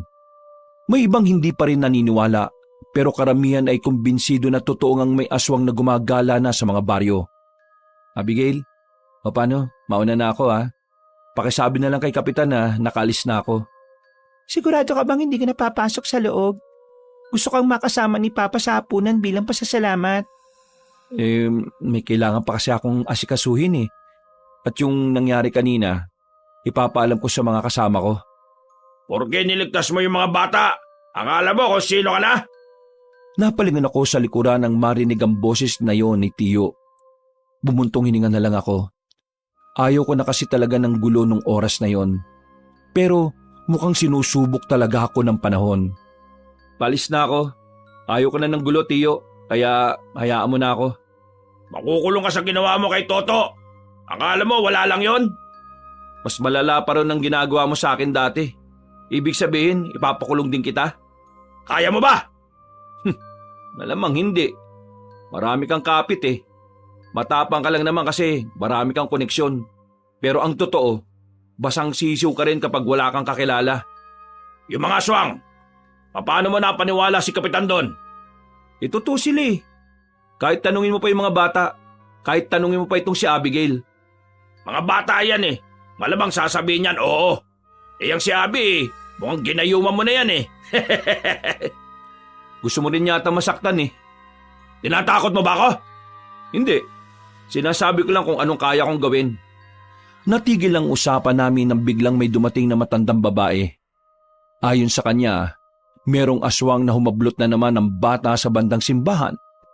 Paalis na sana ako, pero dahil doon ay nagdesisyon akong manatili paraon. Wala akong sinayang na sandali. Tumakbo kagad ako papunta sa simbahan. Kutsilyo lang ang dala ko. Pero wala akong pakialam. Parang naging sistema ko na rin na pigilan ng mga aswang sa pambibiktima nila. Kaso, nang dumating ako ron, naroon din si Toto. Meron siyang dalang itak. Tinulak niya pa ako at sinabing wag akong makialam. Anong pinagsasasabi mo? Nasikat ka, di ba? Ako nauna dito eh. Ako ang papatay sa aswang na nandito. Hindi mo siya kakayanin. Wala kang alam sa pagpuksa ng aswang. Sus! Ang sabihin mo, gusto mo na naman pukawin ng atensyon ng mga tao para ikaw na naman ang bida. Umalis ka nga rito. Akong balang magligtas sa bata. Oh, ayan na yung bata oh. Nakalabas na. Wala ka nang ililigtas. Kakalabanin ko yung aswang. Hindi ako papayag na ikaw na naman ang bida. Ang lala ng ugali mo. Paligsahan sa'yo to. Ang akin lang, iniisip kong kapakanan ng mga tao. Dumadami na nagpapakita ng aswang dito oh. Pero ikaw, sarili mo lang iniisip mo. Wala akong pakialam. Subukan mong sumunod, tatagayin kita. Lumabas na ang aswang mula sa gilid ng simbahan. Ang mga tao naman, kanya-kanyang takbo at nagtago sa kung saan-saan. Si Toto, nasa harapan ng aswang na akala mong kayang-kaya niyang kalabanin yon. Nasa gilid lang ako, nakatingin, nag-oobserba. Hindi ako nakialam gaya ng gusto niya. Hoy, aswang! Ako ang harapin mo! Huwag yung mga bata! O ano? Angil ka lang ng angil eh! Lapit! Hindi nagtagal, gumapang na mabilis ang aswang palapit kay Toto. Tinaga ni Toto ang aswang pero hindi naman niya tinamaan. Maya-maya pa, nagawa na siya nitong kalmutin sa braso. Nabitiwan niya ang itak. Sinipa yun ng aswang palayo sa kanya. O bakit? Alam mo, atrasan kita? Kahit na wala akong patalim na hawak? Mano-manong suntukan na to! Hindi mo siya kakayanin. Hayaan mong tulungan na kita. Manahimik ka! Pabida ka masyado eh. Ha! Manood ka kung paano ko gugulpin tong aswang na to. Ay naku, bahala ka nga sa buhay mo. Huwag mo ako sisihin kapag namatay ka ha. Tumigil ka na kasi. Nasisira concentration ko. Aray! Sa pag-atake ulit ng aswang, walang nagawa si Toto. Sinuntok siya sa muka. Tumbak agad siya. Sinipa pa siya ng ilang ulit. Nang makita kong hindi na siya makatayo, wala na akong sinayang na oras. Tumakbo kagad ako at lumapit sa aswang. Kitang-kita ng lahat ng nanunood kung papaano ko ginulpi ang aswang. Sinapak ko ng maraming beses sa muka hanggang sa dumugo ang bibig. Pinagsisisipa ko ang sikmura hanggang sa mapalhod na ang dalawang tuhod. Nang makakuha ng tamang tiyempo, dinukot ko ang kutsilyo at saka tinarak sa leeg ng aswang. Agad na bumagsak ang aswang na yon. Nanlalaki naman ang mga mata ni Toto. Kahit nahihirapang tumayo, pinilit niya para lang malapitan ako. Kinablot niya ang kwelyo ko at saka ako kinastigo. Di ba ang sabi ko? Huwag ka makikialam ha? Kahit na kailan papansin ka talaga eh no? Kitang-kita na ng lahat na hindi mo kaya. Salip na nagagalit ka dyan, sa marunong ka muna magpasalamat kasi iniligtas kita. Magpasalamat? Pinaya mo ako sa mga tao. Ikaw nagpaya sa sarili mo. Kasi kahit alam mong hindi mo kaya, pinilit mo pa rin. Sinabihan na kita eh. Ang mga aswang ay hindi pangkaraniwan. May kakaiba silang lakas na higit kaysa sa mga tao. Pero matigas ang ulo mo. Inggitero ka sa atensyon na nakukuha ko, palibhasa. Tama na yan! Ano? Naniwala ka na ba? Para sa akin, si Toto pa rin ang mas may silbi kaysa sa'yo. Ikaw, basura ka pa rin. Bahala ka na sa buhay mo. Kung yan pa rin ang gusto mong isipin. Ang mahalaga sa akin, napatay ko yung aswang. Bagay na kahit kailan, hindi kayang gawin ni Toto. Pagpapayaran mo itong ginawa mong pagpapaya sa akin, Emil. Magbabayad ka! Hindi ko na lamang pinansin si Toto. Nagmamadali akong umalis noon at saka nagpaalam na rin kina Abigail. Pag-uwi ko sa baryo nila Mang Willie, hindi ko inakala na makakarating agad doon ang mga ginawa ko. Sinalubong kaagad ako ni Mang Willie. Magaling yung ginawa mo. Lahat kami rito ay bumilib. Tinuruan lang kita para ipagtanggol ang sarili mo. Pero nagamit mo yon para magligtas pa ng ibang tao. Ginawa ko lang naman kung anong nararapat. At teka, paano nga pala nakarating sa inyo? Ang layo ng baryo namin dito Pinasundan kita kanina kay Joseph. Nag-alala kasi ako na baka kung anong gawin sa'yo ng tiyuhin mo ron. Meron naman akong tiwala sa'yo. Naniguro lang ako para sa mga eksenang hindi natin maiiwasan. Maraming salamat po, Mang Willie. May itatanong pala ako sa inyo. Ay sige, maupo ka muna. Ano bang itatanong mo? Kaya mo ba ako tinuruan ng pakikipaglaban dahil alam mong magagamit ko yun laban sa mga aswang? Ngumiti si Mang Willie. Sandali siyang humigop ng kape. Napatingin siya sa malayo at sandaling umiling. Matalino ka talagang tao. Madali mong naintindihan ang gusto kong iparating. Sinadya ko na nga na hindi sabihin sa iyo kasi alam kong sobrang hinihiling ko. Kaya hinayaan kitang ikaw mismo ang makahalata. Sa totoo lang, Emil, gusto ko sanang tulungan mo kong patayin ang mga aswang. Ilang buwan lang nasa panganib ang probinsya natin. Nang malaman ko yon, aminado kong nataranta talaga ako. Hindi ko alam kung paano ko pipigilan ng mga aswang kung ganito ang kalagayan ko. Ang braso at kamay ko na ginagamit ko para labanan sila noon, hindi ko na rin naman magamit. Pero, bakit ako? Di ba, ang dami niyo naman dito. Bakit ako? Wala naman akong alam sa mga aswang. Ngayon lang naman ako nakaengkwentro ng mga ganon. Kung tutuusin, mas magaling sa akin ang iba mong mga kasamahan dito Wala sa galing o katagalan ng basihan ng isang pagiging pinuno. Dito sa puso ang basihan. Inoobserbahan kita kung paano ka magsalita, kung paano ka kumilos. Ang mga paniniwala at prinsipyo mo sa buhay. Doon ko mas naintindihan na talagang ikaw ang pinaka-perpektong papalit sa akin. Taglay mo ang tunay na ugali ng isang magaling na manunugis. Teka. Sandali lang Mang Willie. Medyo mabigat tong sinasabi nyo Hindi ko alam kung makakaya ko yung mga sinasabi nyo. Baka nabibigla lang mo kayo. Baka masyado lang mo kayong bumilib sa ginawa ko. Pero hindi po talaga ako ang hinahanap nyo. Ang tagal kong nangilatis ng papalit sa akin. Sa tingin mo, hahayaan kong magkamali ako ng kilatis dahil ang bumilib ako sa ginawa mo? Pero kasi masyado akong nabibilisan sa mga nangyayari. Nitong nakaraan lang, ang gusto ko lang naman ay magbago ang kaisipan ko. Maging matatag ako at maging matapang sa buhay. Tapos ngayon, meron ng responsibilidad. Emil, hindi kita pinipilit. Kagaya ng sinabi ko, inahayaan lang kitang mahalata mo. Ibig sabihin, hahayaan lang din kitang magdesisyon. Alam kong mabigat itong sinasabi ko sa iyo, pero pag-isipan mong maigi. Kung sakaling maging malinaw na sa iyo ang lahat, kausapin mo ko ulit tungkol dito. Hindi mawala-wala sa isipan ko mga sinabi sa akin ni Mang Willie noon, Kabanong. Pinag-iisipan kong maigi. Hindi ako pinatulog ng maayos sa mga kaisipan na yon. Alam ko naman noon na malaki rin ang ipinagbago ko pagdating sa kilos at paniniwala, pati na rin sa pagpapahalaga sa sarili ko. Pero kapag iniisip ko na sa akin nakasalalay ang maraming buhay, parang hindi ko kakayanin pasanin. Kinabukasan, umalis ako ulit sa baryo ni Mang Willie. Bumalik ako kina Ronnie. Sa pagdating ko doon, masamang balita na naman ang bumungad sa akin. Halika, pasok ka, bilis! Ha? Anong meron? May misa ba? Bakit pinapatunog ang kampana ng simbahan? Walang misa, pero merong pagluluksa.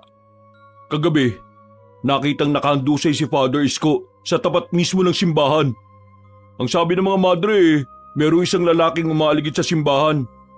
Nahalata yata ni Father na aswang yun. Sinubukan niya raw kalabanin, pero hindi niya kinaya eh. Ayun, napatay siya. Tapos, natangay pa yung isang madre. Grabe na palang nangyayari dito sa inyo. Palalanan ng palala.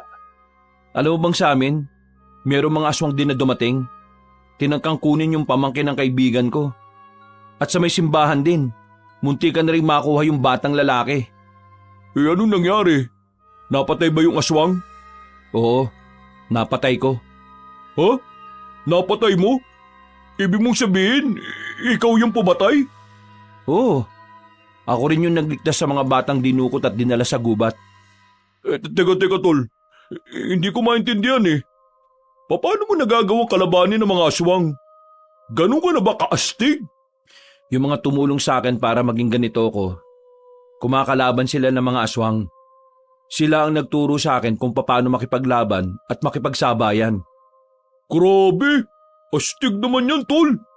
Parang gusto ko rin magpaturo ah. Para naman maprotektahan ko yung mga kamag-anak ko rito. Takot na sila eh. Hindi na nga lumalabas ang karamihan sa kanila. Ako at ang ibang pinsan ko na lang na lalaki ang nagkukusang bilhan sila ng mga pangangailangan nila eh. Tol, yung mga pinsan mong lalaki, papuntahin mo rito. Bakit? Anong gagawin natin? Ituturo ko sa inyo yung mga natutunan ko. Tuturuan ko kayong protektahan ng sarili nyo, pati na rin ang mga mahal nyo sa buhay. Nakita ko kaagad ang pananabik sa mata ni Ronnie. Parang biglang nawala ang pangamba at takot sa kanya. Hindi nga nagsayang ng oras si Ronnie. Pinapunta niya kaagad ang mga pinsan niya. Kahit na tirik ang araw, sinimulan namin ang pag-iensayo. May mga napapadaan na tao at nakikita kami. Kalaunan, naging interesado ang mga yon sa ginagawa namin. Kabanong, hindi ko inakala na ang pagtuturong ginawa ko kina Ronnie ay gugustuhin na rin ng iba. Nang matuto na sila Ronnie, sila na rin mismo ang nagturo sa iba nilang kalugar. Nakaramdam ng tuwa, pag-asa at kaganahan. Naisip ko na kung pwede kong gawin yon sa baryo nila Ronnie. Malamang sa malamang, pwede ko rin gawin yon sa baryong pinagmulan ko. Lalo na't kailangan talaga nilang matuto kung paano labanan ng mga aswang. Makalipas ang ilang araw, nagkaroon ng magandang epekto ang ginawa namin nila Ronnie. Karamihan sa mga lalaki sa bawat pamilya roon, malalakas na ang loob. Handa na silang tumindig para labanan ng mga aswang. Natuwa naman ako. Kaya ang naisip ko, pumunta na rin sa baryo namin. Sinamahan ako ni Ronnie sa unang pagkakataon. Ito yung unang beses ko na makakarating sa inyo. Ipakita mo sa akin yung chewin mo ha. Uuntog ko sa muscles ko. Nakakatawa ka talaga. Hindi na kailangan yun. Yung mga ganong klase ng tao, hindi na dapat natin pinagsasayangan ng oras yun. Hinainis pa rin kasi ako kapag naaalala ko kung paano kanya ginagawang basura eh. Ayos na yun sa akin. Hindi naman nila mauulit yun eh. Kita mo naman siguro kung ano na ako ngayon. Oh, yun na yung kanto. Tara, bilisan na natin. Oo, gagabi na rin eh. Napatigil kami sa paglalakad nang biglang lumabas si Toto mula sa mga halamanan. Akala ko nung una'y mangungulit lang siya. Hindi na lang sana namin siya papansinin. Pero nagulat ako nang bigla na lang siyang maglabas ng baril. Aminadong kinabahan din ako, Kabanong. Alam kong sa isang galaw niya lang ng gatilyo, pwedeng yun na ang huling oras ko sa mundo. Mayakbang ka, di ba? Ha? Pinaya mo ako sa harapan ng maraming tao. At lalong-lalo na sa babaeng gusto ko. Hindi nga kita pinahiya. Sinabihan na kita una pa lang na hindi mo kakayanin ng aswang. Pero hindi ka nakinig eh. Pero nakialam ka pa rin. At dahil sa pagiging bida-bida mo, ako nagmukhang mahina. Hindi ko kasalanan kung yan ang iniisip mo. Pero wala akong ginawang masama. Sa katunayan iniligtas pa nga kita eh. Sinasabi mong utang ko buhay ko sa'yo? Tarantado! Sinadya mo yon para magkaroon ako ng utang na loob sa'yo. At para gawin akong kahiyan sa harap ng maraming tao. Tol, sino ba yung lalaking yan? Siya yung pinsan ko.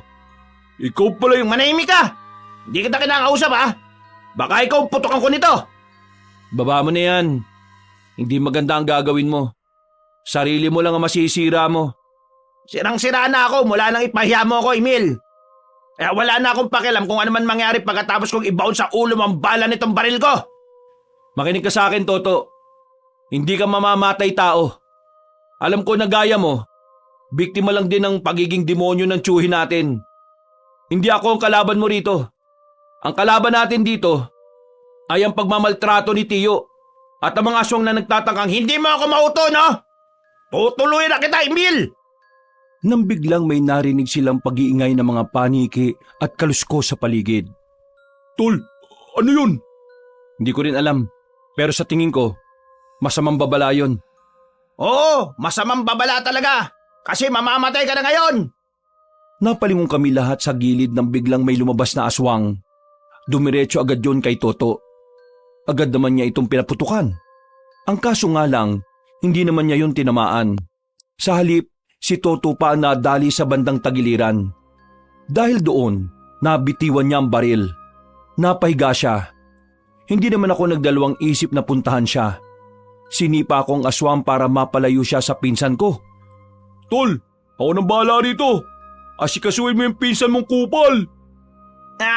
Sakit! Aray! May dugo! May dugo! Huwag ka masyadong gumalaw. Tatapala ko muna yung sugat mo. Tumigil ka! Pinagbumukha mo na naman ako mahina eh! Wala akong pakialam kung anong gusto mong isipin. Basta gagawin ko to dahil ayaw kong mamatay ka. Wag! Tumimik ka nga! Pag hindi ka tumahimik, sasapakin ko yung mukha mo eh. Agad kong kinuha ang mga telang daladala ko. Habang si Ronnie naman, nakikipagpambuno na sa aswang. Nakampante naman ako sa kanya dahil nakita kong nagagamit niya ang mga pinag-aralan namin na galaw. Aray! Daan-daan lang naman, visit ka! Wala tayong oras para magdahan-dahan. Tiisin mo. Kala ko matapang ka. Aray! Ano ba yung nilalagay mo? Gamot!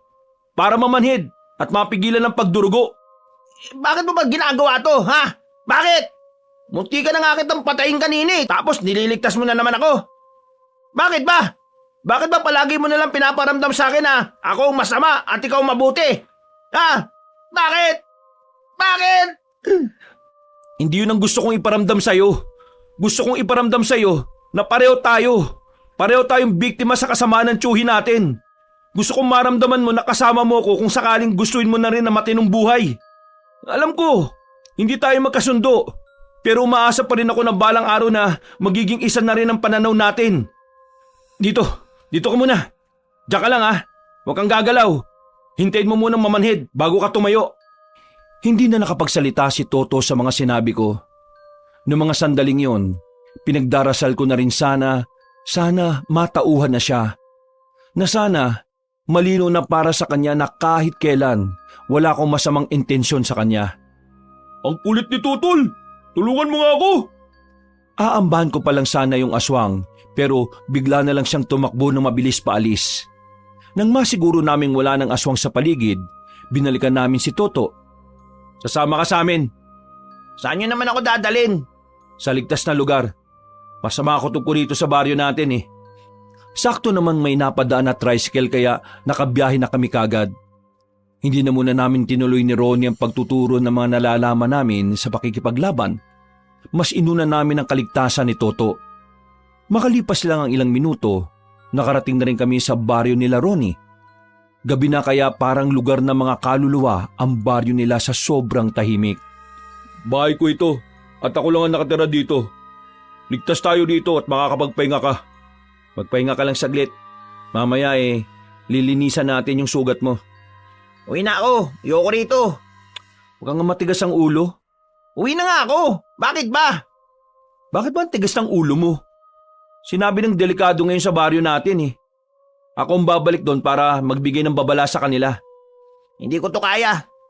Hindi ko kaya tong ganito na tinatrato mo ako ng mabuti. Kahit na marami akong ginawang hindi maganda sa'yo. Normal naman na makaramdam ka ng hiya. Sa dami ba naman ang kakupalan na ginawa mo dito sa kaibigan ko eh. Dapat lang talaga na mahiya ka. Pero hindi masamang tao si Emil. Kahit na ginago niyo siya noon na nandun pa siya sa inyo, kahit na kailan, hindi niya naisip na gantihan kayo. Lalong-lalo ka na. Kaya kung ano man ang ginagawa niya ngayon, hindi yung para iparamdam sa iyo na masama ka. Ginagawa niya to kasi nakikita niya na pwede kang magbago. Gusto kanya magbago kasi pakiramdam niya, ikaw lang yung kamag-anak niya na pwede niya makasama sa buhay. Napapailing si Toto. Muli, naiyak na lang siya sa mga narinig niya. Ako naman ay parang nanikip sandali ang dibdib. Parang may kumurhot. Hindi ko kasi talaga matanggap kung bakit nauwi sa hindi maganda ang samahan namin ni Toto. Noong mga bata naman kasi kami, madalas kaming magkasama sa lahat ng bagay. Siya ang naging matalik kong kaibigan. Naalala mo ba nung mga bata pa tayo? Sinabi ko sa iyo na kahit na anong mangyari, magiging kasama mo ako palagi. Kasi ikaw yung tinuturing kong kuya nun eh. At hanggang ngayon, yung batang Emil, yung uhugin na Emilio, siya pa rin yung Emilio na kaharap mo ngayon. Kung anong tingin ng batang Emilio sa'yo nun, ganun pa rin ang tingin sa'yo ng binatang Emilio ngayon. Kaya to, hindi pa huli ang lahat. Kumawala ka na sa masamang impluwensya na naidulot sa'yo ng hayop nating tiyuhin. Kailangan natin ng isa't isa. Lalong-lalo na ngayon na may nilalang na nagtatangka sa buhay ng mga tao. At sa atin din. Kung masyado kang nabibilisan sa mga pangyayari, huwag mong pilitin ang sarili mong maging kasundo kagad si Emil. Mahirap talagang baguhin agad ang ugali lalo na kung sobrang sama mo. Ikaw kanina ka ba ha? Pasimple mo akong sinasabihan ng masama ha? Aray! Masakit. Kumirot yung sugat. Nagsasabi lang ako ng totoo. Emil, alam mo, hindi ko inakala na ganitong isusukli mo sa akin sa lahat ng kasama na ginawa ko sa iyo noon. Oo, aminado ako. Naging masama talaga ako sa iyo. Nainggit kasi ako sa iyo eh. Kasi kahit wala na yung mga magulang mo, nakaranas ka maging masaya nung nabubuhay pa sila. Samantalang ako, puro kalupitan. Kaya mula noon, naging masama na tingin ko sa iyo eh. Pakiramdam ko kapag masaya ka, may kulang sa akin. Naiinis din ako sa iyo kasi ang tibay-tibay ng loob mo. Kahit ilang beses kang saktan, nakakatayo ka pa rin. Samantalang ako, isang sampal lang ni Tiyo eh. Ramdam ko pa rin hanggang kinabukasan. Siguro nga, nabulag ako. Na-impluwensya ni Tiyo. Ginamit ko ang pagiging maangas para hindi ako magmukhang mahina. Pero ngayon, napagtanto ko. Napakawalang kwenta kong tao. Sinayang ko lang ang buhay ko eh. Yung nag-iisang tao na nakakaintindi sa akin. Tinuring ko pang kalaban. Pinagtangkaan ko pang patayin. Emil, patawarin mo sana ako, San. To, sapat na sa akin na alam kong interesado kang ayusin ulit ang buhay mo. Masaya na ako ron. Alam mo ngayon, kung kaya mo, tulungan mo ako. Iligtas natin ang kalugar natin. Alam kong hindi natin sila responsibilidad. Pero alam ko rin na kagaya ko, nandyan pa rin sa puso mo ang pagmamalasakit sa iba. Si Tiyo, may binabalak siyang masama. Ha? Anong ibig mo sabihin? Hindi totoong hindi naniniwala si Tiyo sa mga aswang. Ang totoo, sinabi niya sa akin na pipilitin niyang makausap ang mga aswang. Makikipag-deal siya sa mga halimaw na yon. Ano? Makikipag-deal? Ano yun? Nagalit siya kay Kapitan nang tanggihan niyang ipakulong ka eh. Kaya ngayon, gusto niyang sirain ng barangay. Gusto niyang ipagkanulo si Kapitan sa mga aswang. Kapalit naman nun, hihilingin ni Tiyo na paslangin ka ng mga aswang, pati na rin lahat ng may kaugnayan sa'yo. Mas lumala takbo ng utak ng Tiyo natin eh. Parang may sira na yata utak nun eh. Ano pa yung mga binabalak niya? Kinausap niya ang mga kumpare niya. Naglabas siya ng pera para dukutin si Kapitan. Ganon siya kadesperado para ipapatay ka. Mga aswang ang gusto niyang gumawa nun. Tinanggihan na rin kasi siya ng mga kakilala niyang birador dahil hindi naman niya kayang bayaran yung mga yon. Kaya yung naisip niya, palit ulo, si Kapitan, tapos ikaw ang kapalit. Inimbitahan ni Tiyo si Kapitan na pumunta sa bahay. Pero ang totoo, dudukutin na nila at dadalhin sa mga aswang. 10:00, yun ang pagkakaalala kong sinabi niya sa akin. 10:00 niya pinapupunta si Kapitan sa bahay. Hindi pwede mangyari yun. Tatry rin siya ng mga aswang. Hindi makikipagkasundo ang mga aswang sa kanya dahil hindi naman siya kilala ng mga yun eh. Likas sa mga aswang ang pagiging mautak at mapanlin lang. Tatanggapin nila si Kapitan, pero baka patayin din sila ng mga yun. Tara, kailangan natin silang pigilan. At kapag napahamak ang Kapitan nyo, wala nang mamumuno sa inyo. Kailangan natin makabalik doon. Kailangan natin masabihan si Kapitan. Tumingin ako sa orasan, Kabanong, na mag-aalas 7 na. Naisipan kong bumalik na kagad sa baryo namin. Ang kaso nga lang, bigla namang nagkaroon ng pag-atake sa baryo ni Ronnie. Kaya hindi kagad ako nakaalis. Oh, ano nangyayari? Dito ka lang, may mga aswang. Kasama ang baryong ito sa punteriya nila eh. Ronnie, tara! Unahin mo muna kaya yung baryo nyo. Kailangan mong pigilan yung tiyuhin mo. May oras pa naman eh. Kailangan nating unahin muna kung ano ang nasa harapan natin. Paano ko? Kagaya ng sinabi ko kanina, magpahinga ka na muna rito. Mamaya pagkatapos ng gagawin namin, sasama ka sa akin at pipigilan natin si Tiyo. Uy, diga, sandali! Mabilis kaming lumabas ni Ronnie. Nakasalubong namin ang mga pinsan niya. Magkakasama naming hinarap kung saan nagbumula ang ingay na narinig namin. Ilang sandali lang, narating na rin namin ang malaking bahay roon na pilit pinapasok ng mga aswang. Hindi na kami nagpatumpik-tumpik pa. Nilapitan namin ang mga yon. Pinagtatatagaan namin ang mga aswang. Napas lang naman namin ang mga aswang na yon. Pero ayon sa mga taong nasa loob ng bahay, marami na raw nakuhang tao ang mga nilalang. Paano yung mga kinuha na tol? Alam ko kung saan sila dadalhin. Sama mo ko. Kayo rito. Kayo na munang bala sa buong baryo nyo ha. May kailangan lang kaming bawiin. Mabilis kaming tumakbo ni Ronnie palabas ng baryo nila. Walang dumadaan na tricycle. Parang kinakapitan pa kami ng kamalasan ng mga oras na yon. Kung kailan kami nagmamadali, saka naman wala kaming makitang masasakyan. Babalik na sana kami sa loob para maghanap ng mahihiraman ng motorsiklo pero biglang may truck na tumigil sa harapan namin. Pagtingin ko sa harapan, naroon si Mang Willie. Sasakyan! Kailangan nyo, hindi ba? Mang Willie, paano nyo nalaman na nandito ako? May mga mata ko na nagbabantay sa iyo, Emil. Pero hindi na yon ang mahalaga. Tara, sumakay na kayo! Nagmamadali kaming sumakay. Kahit na paralisado ang kanang braso ni Mang Willie, ay siya ang nagmamaneho ng truck. Hindi mo naman sinabi sa akin na tinanggap ko na pala ang tungkulin na sinasabi ko sa iyo, Emil. Hindi ko na nga rin namalayan na tinanggap ko na rin talaga. Basta ang nasa isip ko lang gusto kong iligtas sa mga dapat kong mailigtas. Teka, kayo po ba yung nagturo kay Emil kung paano maging astig? Bakit? Gusto mo rin? Turuan niyo rin ako pagkatapos mo ng lahat ng to ha. Dahil sa bilis ng pagpapatakbo ni Mang Willie ng truck, narating na rin namin ang baryo ng mga aswang. Ang lugar kung saan ako napadpad para sa isang alak na gusto ng tiyuhin ko. Pagbaba pa lang namin, naramdaman ko na kagad ang kilabot. Pero hindi na ako naduduwag sa pagkakataong ito. Mga kasama, sasamahan niyo si Emil. Siya ang magiging pinuno ninyo ngayon. Kapag nakuha niyo na ang mga bihag, bilisan niyong bumalik dito. Tara na mga kasama! Nagmamadali kaming pumasok sa baryo ng mga aswang. Nang makita na namin ang mga kabahayan, walang sabi-sabi na binuhusan namin ang gaa sa mga yon at saka sinilaban. Ang malaking apoy na nalika namin ang siyang nakapukaw sa atensyon ng mga aswang na nagtitipo ng oras na yon. Kasunod nito, nakarinig na kami ng malalakas na angil. Ito na yata yung tunay na laban, tol! Kahit na anong mangyari huwag kang lalayo sa akin. Sige, tol! Pumalibot na ang mga aswang sa amin. Hindi nagtagal, agad nila kaming inatake. Dahil biyasa naman ang mga kasamahan ko, nagkusa silang harapin ang mga yun.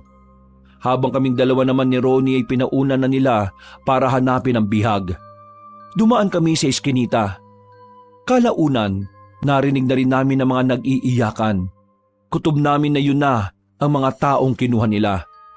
Pupuntahan na sana namin ang mga yon pero hinarang kami ng isang aswang. Malaki ang katawan niya. Braso pa lang noon, parang hita na namin. Langya, laki ng katawan. Walang sinabi muscles ko. Huwag ka matakot dyan. Malaki lang katawan niyan pero mas mabilis tayong kumilos dyan. Tingnan mo tol oh, parang hindi niya tayo naintindihan. Banu yata to eh. Pagbilang ko ng 3, tatakbo tayo sa gilid ha. Iwasan natin siya. 1, 2, 3. Mabilis ang ginawa naming pagtakbo. Pero nagawa niya kaming hulihin. Nadakma niya kami sa damit. Binalibag niya kami na parabang mga manika. Tumama si Ronnie sa dingding ng bahay, habang ako naman ay tumama sa mga nakatambak na drum sa gilid. Tol, ano ayos ka lang? Oo, ayos lang ako. Mukhang kailangan talaga nating harapin ang isang to. Ano, handa ka na ba? Sige, handang-handa na ako. Sabay naming inatake ang maskuladong aswang. Sa unang hataw, nakailag siya sa amin. Medyo nabigla ako sa kilos niya. Nagkamali ako. Hindi siya mabagal, kasing bilis siya ng mga aswang na nakaharap ko. Mabilis siya, marunong. Anong plano? Kailangan din natin bilisan. Kailangan natin siyang lituin sa mga galaw natin. Atake tayo. Pipilitin kong makarating sa likuran para mahati ang atensyon niya. Tingin ko, kaya natin siyang talunin kung nasa magkabilang anggulo tayo. Muli naming inihanda ang mga sarili namin. Pagtakbo ni Ronnie, sumunod na rin ako. Hindi ko siya hinataw ng hawak kong itak. Nagpadulas lang ako sa gilid. Hindi niya ako nadakma kaya nakarating ako sa likuran niya. Pero si Ronnie ay nahawakan niya ulit. Hindi ako nagpabagal-bagal. Nang nasa likuran na ako ng aswang, sinaksak ko siya gamit ang itak. Nabitiwan naman niya si Ronnie. Ronnie, ikaw naman! Gusto ko to! Tinaga niya ang aswang sa kanang braso at kamay. Dahil sa ginawa niya, hindi na niya kami nadakma ng maayos. Nang mapansin namin na bumagal na siya, sinundan namin ang sinundan ng pag-atake. Tinadtad namin siya ng hiwa sa katawan, hanggang sa tuluyan na nga siyang bumagsak. Galing ng utak mo, tol! Idol ka talaga! Magaling ka rin naman, tol eh. Ayos! Mabilis kaming tumakbo patungo sa mga naririnig naming nag-iiyakan. Inabutan namin sila sa isang malaking kulungan na yari sa makakapal na sanga. Malaki pa ang kadena at kandado doon. Kalma, kalma. Huwag na kayo umiyak. Kailangan niyong manahimik para makalis tayo ng ligtas dito. Itatakas namin kayo rito. Gamit ang itak na hawak namin, inunti-unti naming tapyasin ang mga sanga. 5 minuto lang ay nakagawa na rin kami ng lagusan nila. Nang mapalabas na namin silang lahat, ay agad na rin kaming umalis doon. Habang tumatakas kami, maririnig pa rin ang mga hiyaw at angil ng mga aswang sa paligid. Kaya naman, sa ibang direksyon namin idinaan ang mga kasama namin. Masukal, masikip at madilim. Doon kami sumuot para lang makaiwas sa labanan ng mga manunugis at aswang.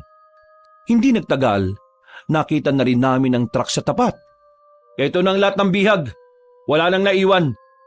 Sige, akyat na sa likod. Malawak dyan. Kaasya kayong lahat. Tol, paano yung iba natin kasama na nakikipaglaban pa rin? Kinuha ni Mang Willie ang maliit na kampana at ipinatunog yun. Ilang sandali lang, naglabasan na rin sa baryo mga manunugis. Walang nabawas kahit isa sa kanila. Sa katunayan, wala man lang silang galos kahit na kaunti. Akala namin noon ay aalis na kami. Pero naglabas ng mga pana ang mga kasama namin. Pinagtititiran nila ng palaso ang mga aswang na nagtangkang sumunod sa amin. Naubos ang mga aswang doon. Wala kaming itinirak kahit na isa. Pero hindi kami naging kampante. Dahil sa mga oras na yon, alam namin gumagala ng iba pang mga aswang sa baryo. Pasado 9:00 na noon. 1 oras na lang ay matutuloy na ang pinaplano ng tiyuhin ko. Kailangan ko makarating sa baryo bago mag-10:00. Kung hindi, mapapahamak ang kapitan namin. Ang kaso nga lang, sa kalagitnaan ng biyahe ay biglang namatay ang makina ng truck. Anong problema? Hindi ko rin alam eh. May oras kaming hinahabol, Manong. Anong oras? Bago mag-alas 10, dapat makabalik na ako sa baryo namin. Nasa panganib ang buhay na kapitan namin eh. Teka, susubukan kong paandarin. Pero kahit na anong gawin ni Mang Willie, hindi pa rin gumagana ang makina. Kinakabahan na ako ng mga oras na yon, Kabanong. Wala pang dumaraan na sasakyan na pwede naming hinga ng tulong. Tol, kalahating oras na tayo dito. May 20 minutos na lang tayo para makaabot. Kung hindi pa gagana yan, wala na tayo magagawa. Hindi pwede. Magdasal tayo na sana may mangyaring himala ngayon. Isip. Kailangan natin makapag-isip. Tama! Ha? Tama nga, Lin. Meron tayong nadaan ng bahay kanina. May nakita ko nakaparadang tricycle doon. Balikan natin. Malapit lang yun dito. Kaya nating takbuhin. O sige, ayos! Nagpaalam na muna kami kay Mang Willie nung mga oras na yon. Binilisan namin ng takbo hanggang sa mabalikan nga namin ang bahay kung saan naroon ang tricycle. Nakausap namin ang may-ari. Ayaw pa kaming pansinin nung una, pero nang pakitaan ni Ronnie ng pera, nagmamadaling pinaandar ng matanda ang tricycle niya. Buti na lang talaga mukhang pera yung driver. Kung hindi kami makakabalik ng baryo. 5 minuto na lang ang natitirang oras. Pinuntahan kaagad namin ang bahay nila Kapitan. Pero ang sabi ni Abigail ay lumabas na ang tatay niya papunta sa bahay ni Tiyo. Pagdating namin doon, nakita naming nakatali na mga kamay ni Kapitan sa likuran at nakatapal na rin ng tape ang bibig. Ako naman ang kailangan mo, di ba? Pakawalan mo na yan si Kapitan. Oh, ha! Ang magaling kong pamangkin. Paano mo nalaman na ikaw ang kailangan ko? Hindi na mahalaga yon. Ang mahalaga, nandito na ako. Di ba gusto mo akong ipapatay sa mga aswang? Nakakatawa ka. Sa sobrang takot mong madungisan ng madungis mo ng pangalan, hindi mo kayang patayin gamit ang sarili mong kamay. Iuutos mo ba sa mga nilalang na hindi mo nang pinaniniwalaan noon? At gagamitin mo pa si Kapitan bilang kapalit ng ulo ko? Ah, yung walang kwentang si Toto na yun ang nagsabi sa iyo, no? Bakit? Nagkasundo na ba kayong dalawa? Pakawalan mo na si Kapitan. Akong ipalit mo sa kanya. Mga kasama, binabata yata tayo ng tangang to eh. Ano akala sa akin ito, tanga? Nandito ka na rin at nandito na rin si Kapitan. Bakit hindi na lang kayong dalawang kunin ko? Total, itong si Kapitan eh, binwisit ako at tinabla ko eh. Isasabay ko na kayong dalawa para sabay na rin kayong umakyat sa langit. Bigla na lang akong tinutukan ng baril ng mga kasamahan niya. Si Ronnie naman ay hinablot ng isa at saka pinadapa sa lupa. Napakasama mo talaga kahit na kailan. Wala ka talagang pagbabago. Bakit naman ako magbabago? Sa ganitong ugali ako masaya. Ang pagbabago, para lang yan sa mahihilang tao. Sige na mga pare, kunin nyo na itong pamangkin ko. Hindi na tayo tutuloy sa pakikipag-usap sa mga aswang. Yang kasama ng pamangkin ko, igapos nyo rin. Ang pangit ng mukha eh. Huh, nagsalita yung gwapo. Manimik ka! Kung ayaw mong unahin kita. Wala na akong nagawa noon, Kabanong. Ginapos na rin nila ako sa hagdanan. Kahanay ko si Kapitan. Ang pagkakarinig ko, balak nila kaming pahirapan muna bago tuluyang tudasin. Pero makalipas lang ang ilang minuto, bigla na lang umatake ang mga aswang sa baryo namin. Kahit si Tiyo, nabahala rin. Tiyo, pakawalan mo ako dito! Kailangan namin pigilan ng mga aswang! Kung hindi, sama-sama tayong mamamatay dito! Anong sama-samang mamamatay? Kayo lang, hoy! Aalis ako rito! Bahala na kayo sa mga buhay nyo! Bahala na kayong lapahin ng mga lintik na aswang na yan! Tumatawa-tawa pa si Tiyo nang bitbit niya ang mga bag niya. Kahit na anong pakiusap namin sa kanila, wala na silang pakialam. Iniwan nila kami roon para ipaubaya na sa mga aswang. Para sa tiyuhin ko, mas masaklap kung mamamatay kami dahil sa mga aswang. Napakasama talaga ng tiyuhin mo, no? Sira ulo. Sana, hindi na siya tanggapin sa langit. Palakasan ng palakas ang hiyawan ng mga tao. Kailangan na nila tayo. Hindi ako pwede mamatay dito. Ipinikit ko na lang ang mga mata ko. Sinubukan kong manalangin. Humiling ako ng himala habang naririnig ko ang malalakas na angil ng mga aswang sa baryo namin. Maya-maya lang, narinig ko ang boses ni Toto. Busy talaga si Tiyo, kahit kailan demonyo talaga eh. Toto! Mamaya na tayo mag-usap. Kailangan na kayo ng mga tao. Tinanggal niya ang tali naming tatlo. Kinuha na rin namin ang itak namin. Sa mga oras na yon ay muli akong nabuhayan ng loob. Insan, ikaw na munang bahala kay Kapitan ha. Kahit na anong mangyari, huwag kayong magpapahuli sa mga aswang. Kailangan na namin puntahan ng mga tao. Sige, ako nang bahala rito, Insan. Lumarga na kayo. Tol, marami yung aswang. Dalawa lang tayo. Kakayanin kaya natin? Tapos na ang problema sa baryo nyo, Ronnie. Kasama kong dumating dito yung mga pinsan mo, pati na rin yung ibang residente sa baryo ninyo. Uy, ayos! Mabilis kaming tumakbo paalis ni Ronnie. Nang makarating na kami sa daan, nakakasabay na namin ng mga pinsan niya pati ang ibang taga-baryo nila. Lakas loob naming hinarap ang mga aswang. Kahit maliliksi at mababangi sa mga nilalang na yon, ay hindi nagpatinag ang mga kasama ko. Nakipagbakbakan kami, nakipagsabayan, nakipagsubukan ng lakas at tapang. Sa halos isang oras naming pakikipaglaban, karamihan sa amin ay sugatan na rin. Pero marami-rami na rin kaming napaslang ng mga aswang. Pansamantalang natigil ang gulo nang makaramdam ang mga aswang na hindi nila kami kayang talunin. Sinimantalan na rin namin ang pagkakataon para gamutin ang mga kasama naming sugatan. Ano, kaya niyo pa ba? Kaya pa namin, Tol. Pero inaalala ko lang parang wala sa kalahati yung mga aswang mga napatay natin Kung sana naturuan natin ang mga nandito, hindi sana naging ganito kadihado ang grupo natin Pero hindi tayo susuko. Mga kasama, nagpapasalamat ako sa katapangan na ginawa nyo para sa mga tao. Alam kong nahihirapan na kayo. Kaya tatanungin ko kayo ulit, gusto niyo ba bang sumama hanggang dulo? Sabay-sabay na sumang-ayon ng mga kasama ko kahit nasugatan na ang karamihan sa kanila. Dahil doon, muling nabuhayan ng loob ang bawat isa. Wala na itong atrasan! Hanggang kamatayan! Muli kaming sumabak. Dumating naman ang bagong grupo ng mga aswang. Sa pagkakataong yon, naramdaman ko kagad na dihado na talaga kami sa laban. Mas marami na sila, mas mabibilis at mas malalaki ang katawan. Aatake na sana sila sa amin nang biglang dumating ang grupo ni Mang Willie. Mas lalong tumaas ang moral namin noong mga sandaling yon. Kitang-kita naman sa mga aswang ang kanilang pagkabahala.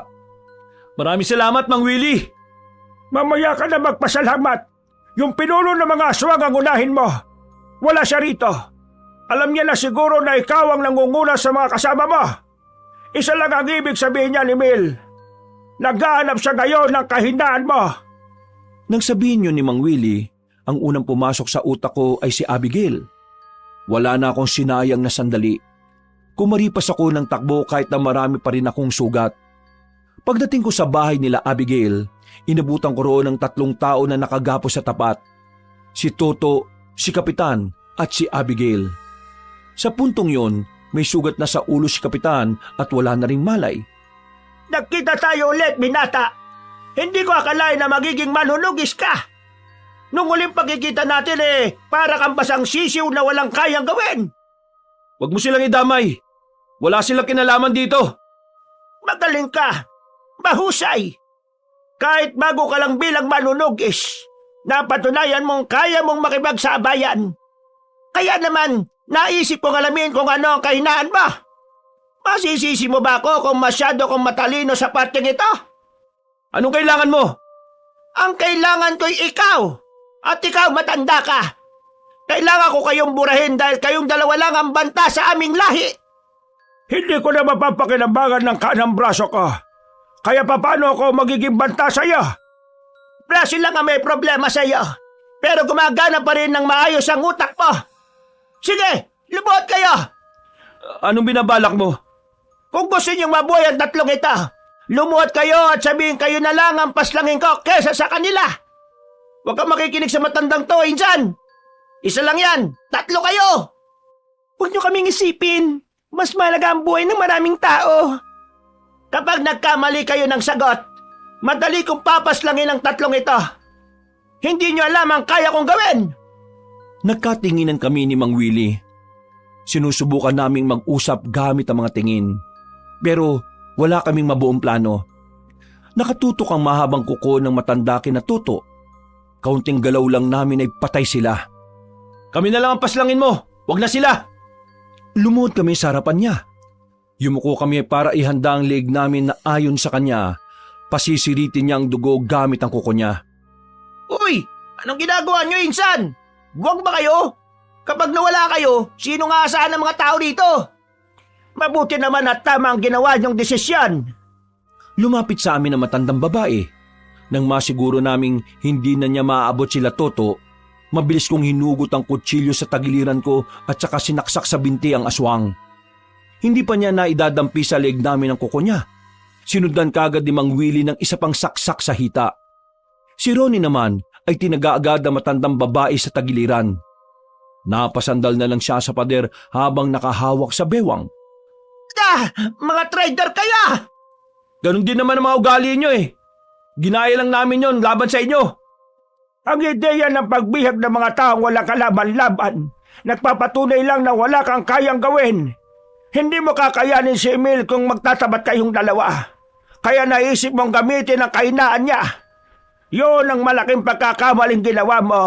Masyado mong minaliit ang kalaban mo. Hindi mo muna kinilala ng lubos. Hindi na mangyayari ang pag-aalay na binabalak nyo. Sa madaling salita, hindi na kayo aabot sa araw kung saan ay magiging malakas kayo.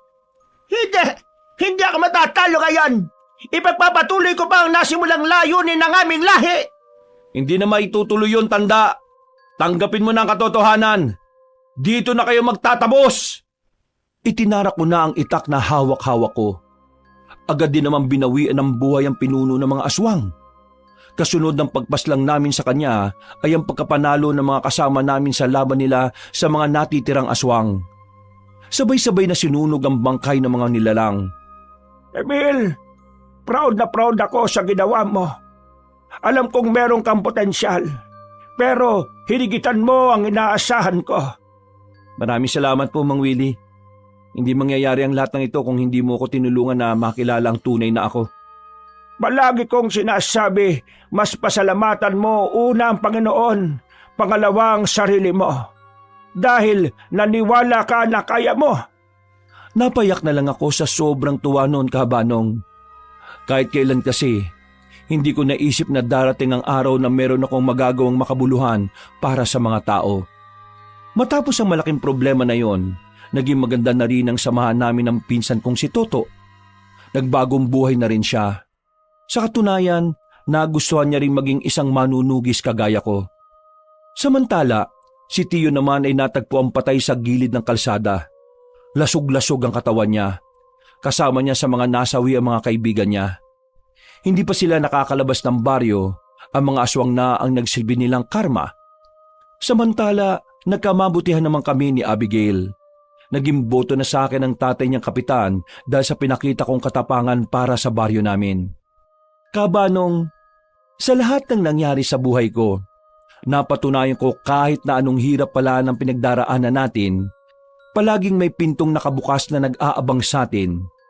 Kailangan lang talaga nating magtiwala sa sarili nating kakayahan. Kailangan lang talaga nating maniwala na kakayanin nating makabangon sa lahat ng pagkakadapa. Hanggang dito na lang po. Pinagpalang araw sa lahat ng mga kaabangers at mga kayanggaw. Maraming salamat po sa inyong pakikinig. Mga kabangers, mga kayanggaw, si Kabanong po uli. Muli, nagpapasalamat po ako sa inyong pagsubaybay sa kwento natin ngayong araw na ito. Sana po naibigan niyo po ang ating kwento.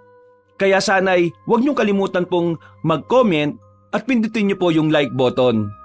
Ngayon kung medyo nabitin po kayo sa kwento natin iniimbitahan ko po kayong bisitahin kaagad natin yung iba pa natin mga channel. Yung Pamela Clamil kung saan nagnanarita ko bilang Lolo Pael at bilang ako rin bilang Kabanong. Konti pa lang po yung subscriber doon kaya sana'y mag-subscribe rin kayo doon at pindutin niyo po yung notification bell para lagi kayo nanonotify pag may mga bagong tayo mga videos doon. And don't forget to comment and like the video. At kung bitin pa rin po kayo, eto ang good news. Meron po tayong bagong channel, ang Kabanong version 2.0, kung saan meron na po tayong mga moving images doon. Kaya pwede na rin po kayong nanonood habang nakikinig po ng napakagandang kwento. Or pwede namang nakikinig lang kayo dahil meron po kayong ginagawa. Balikan nyo na lang po kung gusto nyo po mapanood. Sana po'y mag-subscribe rin po kayo doon para makasama kayo sa first 100,000 subscriber ng channel na yon. So, hanggang sa susunod na kwento, wakas! Kung mahina ka, talo ka. Kung wala kang kaya